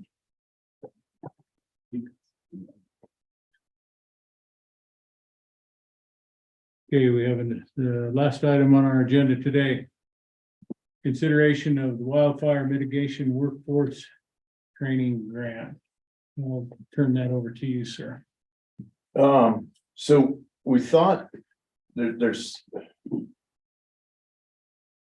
Colorado Strategic Wildfire Action Program has 4 applications. They all are different dates on those applications, and they thought it was for tomorrow. But the only one that we're really able to go for is the workforce training. And it really needs to be developed with OEMs kind of running this down. But she needs, they kind of want to do this for the veterans and with the veterans and with whoever else would be interested in this. So we need to get the VSO and some other organizations joined together to work on this together. And the deadline is until October 27th. So I would, and the OEM's not here to speak to this. So I would make a motion that we table this for now, unless we want to discuss any more about it and change it to the October 3rd or 4th meeting. I'll second. Okay, so I guess part of the discussion on that then would be which meeting. The Tuesday meeting would probably be more conducive to taking care of business. Yes, because we have the staff reports on the Wednesday. Sounds good. Or you consider, depends on what, if she's ready to do it then, because we can do it at the next meeting too. Still not- I'll talk to her, and if it changes, Then then we can just put a date in whenever. so I'll amend the motion to mean that I'll check with the OEM, see what date works for the following meetings before that deadline. Right. All right, and you would, And I'll talk to Kelly about. I'll second the second. okay. So I do have a motion on the floor then to postpone this until a date where the OEM and other interested parties would be available to are ready to move forward with that Before the deadline. before the deadline. All right, further discussion on that? That's it. Anything from the room?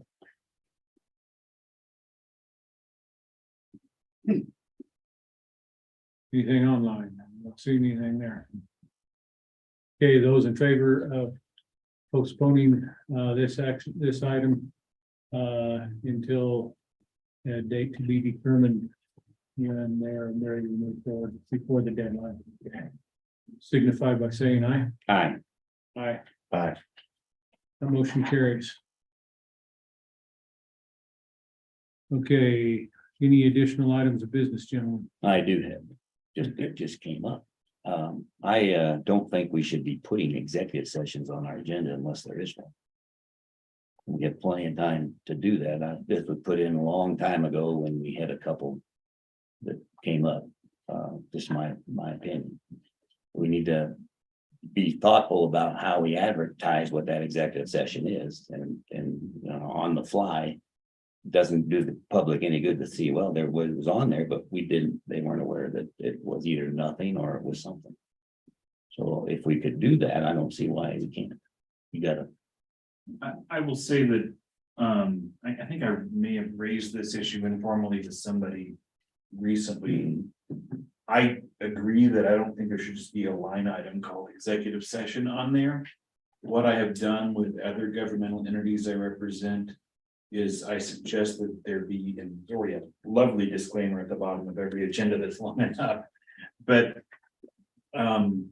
add an additional disclaimer that indicates that to the if necessary, the board may choose to go to an executive session if otherwise authorized by statute.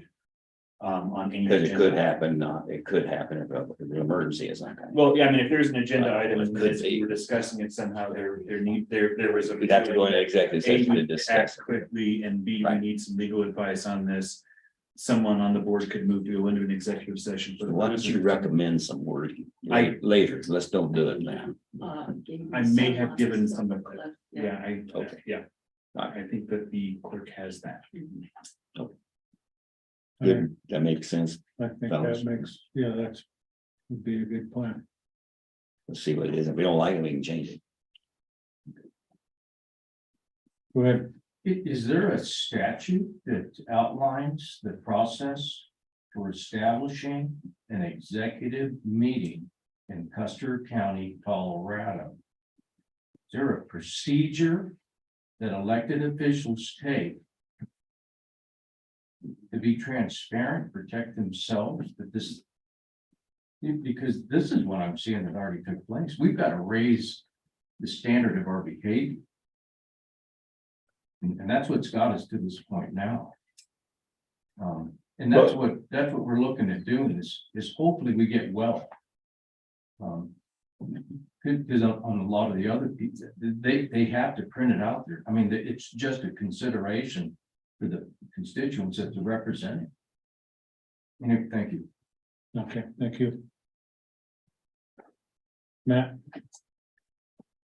I personally don't want an open and frank discussion about county business outside of the county, back in an executive session. Now, if you're gonna negotiate out a contract or figure out how you're gonna handle that, that's fine, or handle a lawsuit. I would suggest, I wanna know what you That's what guys are we're gonna really do. thinking. What you doing? Why you thinking that? Because it might be that someone wants to say, well, I don't like that, I might wanna run against them, so. Or have that as a reason for an executive session, I would suggest, no. It's not public business. You can't hide from the public, you gotta bring it out. in all its glory, it's posted notes and everything, it's everybody. That's why you're elected. Not hide from us. thank you. Any other new items, additional items of business? The IGA. We're gonna- That is, Good comment. that is on Tuesday's agenda. Okay, I did not get it okay.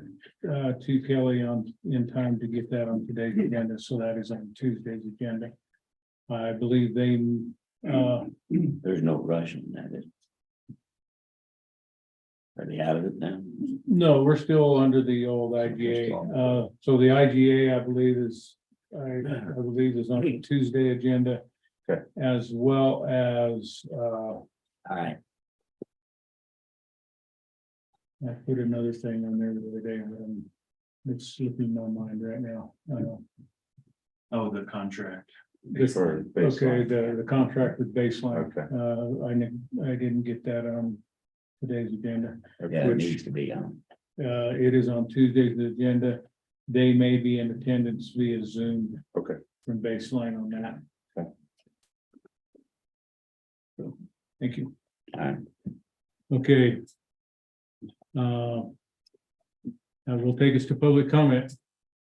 Everyone has 3 minutes. You would like to defer? Okay, go ahead, James. Yeah, I just wanted to give Mr. Kanda an opportunity, given the oath of office that he said, that he's sworn, that his comment about we can ignore a statute was a joke. That's exactly the point I was making, Jim. We Yeah, cannot ignore. I a cannot statute. ignore that. Heck, no. The people would hold me accountable if I did something stupid. And that's why it's important that we have open and take it seriously. That's exactly my point. Time out. What you said was, but we can But- always ignore a statute. No, well, I, That is sure, what you said. I sure, because I could if I was, Gentlemen. wait a minute. I could ignore it and be at my peril, Jim. That was my point. And then why would I do that? But in how you get a commissioner that doesn't know what he's doing, that's what would happen. That was the only point I was trying to make. So it was a joke. Yes. Okay, thank you. This is public comment. We will restrict it to no back and forth if we can, please. Go ahead. Joy Anderson did request some, a Cora request. She submitted that. And, she asked me to ask you if the fees for that would be, waived. I don't believe that's my decision. Kelly Whose said that. you whose had asked decision is the it? It sure, board. It wouldn't be my decision well, it'd be the board. personally, so. It would be a board decision, Sure. not mine. And we can consider that at next meeting, put it on the agenda. Okay, thank you. Have you spoken yet? Okay. It's hard to remember. There's so many people here, who knows? You have the floor. Jim McMahon. I think the reason I'm sitting here and not at work is I have a future in this county. I'm not going anywhere, I don't think, good Lord willing. I need the health of this county to stay healthy, godly kind of. Not perverted and all jacked up like a whole bunch of the country's going. I think we have a duty to protect our children, the older people that live here. This is serious business that's taking place with you three gentlemen. Circus that was going on there a little while ago really concerns us. And then also the lack of transparency. The political change that would have happened. That you, Kevin, you endorsed the county manager position. That's a lot of political change. To the point where I don't know how diabolical it could have been. But it was worth the recall effort to neutralize that 1/3 of the voice that carried that vote that you voted on, with Lucas. You have a bill that had to war against all of that nonsense. There's a battle going on here. And when you have one group that is kind of left-wing liberal talking about how important that position was to fill, and that people were desperate enough to parachute out of their job with no income, but had a severance attached, that's the parachute. We got to get to the bottom of this. This thing is diabolical. It's bizarre behavior. And I don't know that if you understood the political, how that insulated the voice of the people from elected officials and how much power that gave influence of maybe contaminating your oath that you took. And then how do you get that person out? This tactic and strategy is sweeping the nation. To put a person in there that doesn't take the oath and isn't elected. That's deadly. That's a deadly position. I don't want my freedoms hindered. I don't want that kind of manipulation introduced to this county. I don't. Thank you. Anyone else here? Okay, David Lutz, similar to what Jim just shared. I want this county to remain what I thought it was when I first saw it 3 years ago. And the actions that have been happening the past few months do not bear that out. But on that note, I have some new business items, because this is the section of that, I believe, that I would like to get. I thought I emailed all three of y'all and you did respond. but I wanted it on the agenda so I could start the process of it. I've been unsuccessful in catching up with Kelly, tried it a couple times to drop in there, but I don't have an appointment. But I believe we need more precincts in Custer County. I've voiced that several times. And I want to learn the process, the statutes, so that can be done, because we the people don't have a voice. Unfortunately, it appears the elected officials outweigh us when it comes to items of interest in elections and votes. Secondly, I brought something to the attention regarding our tourism board. And it's going back and forth now, and Kevin, I know you shared that with Deb and she's responded to me. Bottom line of the story on that is it's not objective. And I believe I was told that we give the neighborhood through a 2% tourism tax lodging of $90,000, give or take there. And then there's additional grant money that is being utilized, but it is not truly objective regarding the local businesses in the community. They're leaving people out. And the third item I mentioned earlier, and by the way, on that last one, I was chatting with one of the commissioners. He told me he has a conflict when they meet. So he hasn't been to any of their meetings. Well, that's not very responsible.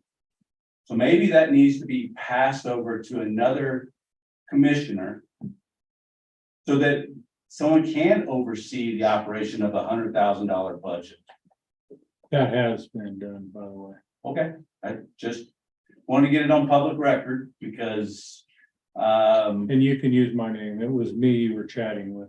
oh, I'm not trying to throw you under the bus, Kevin. Oh, that's fine. I'm being polite, trying to be. And the third item that I mentioned earlier, off-cycle checks, not acceptable. We need to have an internal control process put in place and formalized. So that needs to be done like yesterday. You'd have a dollar amount on that or whatever it may be, because I have a funny, there's been some out-of-cycle checks that maybe didn't follow the process. So there may be multiples, don't know.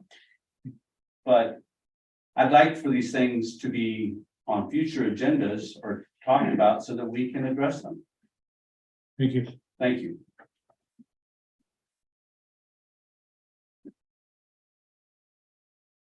That's anything else here? Let me ask him a question. I didn't get anything from you, Dave, on precincts, but I have been getting it from a lot of other people.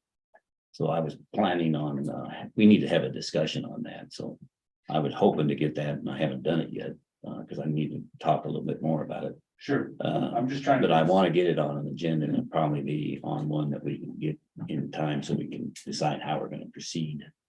So I'll take that on and try to get it on the agenda as soon as I get it.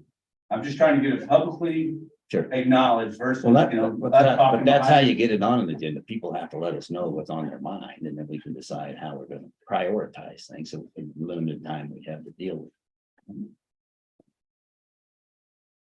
Okay, thanks. You're welcome. Okay. I'm not seeing any hands raised online. We have no executive session for today.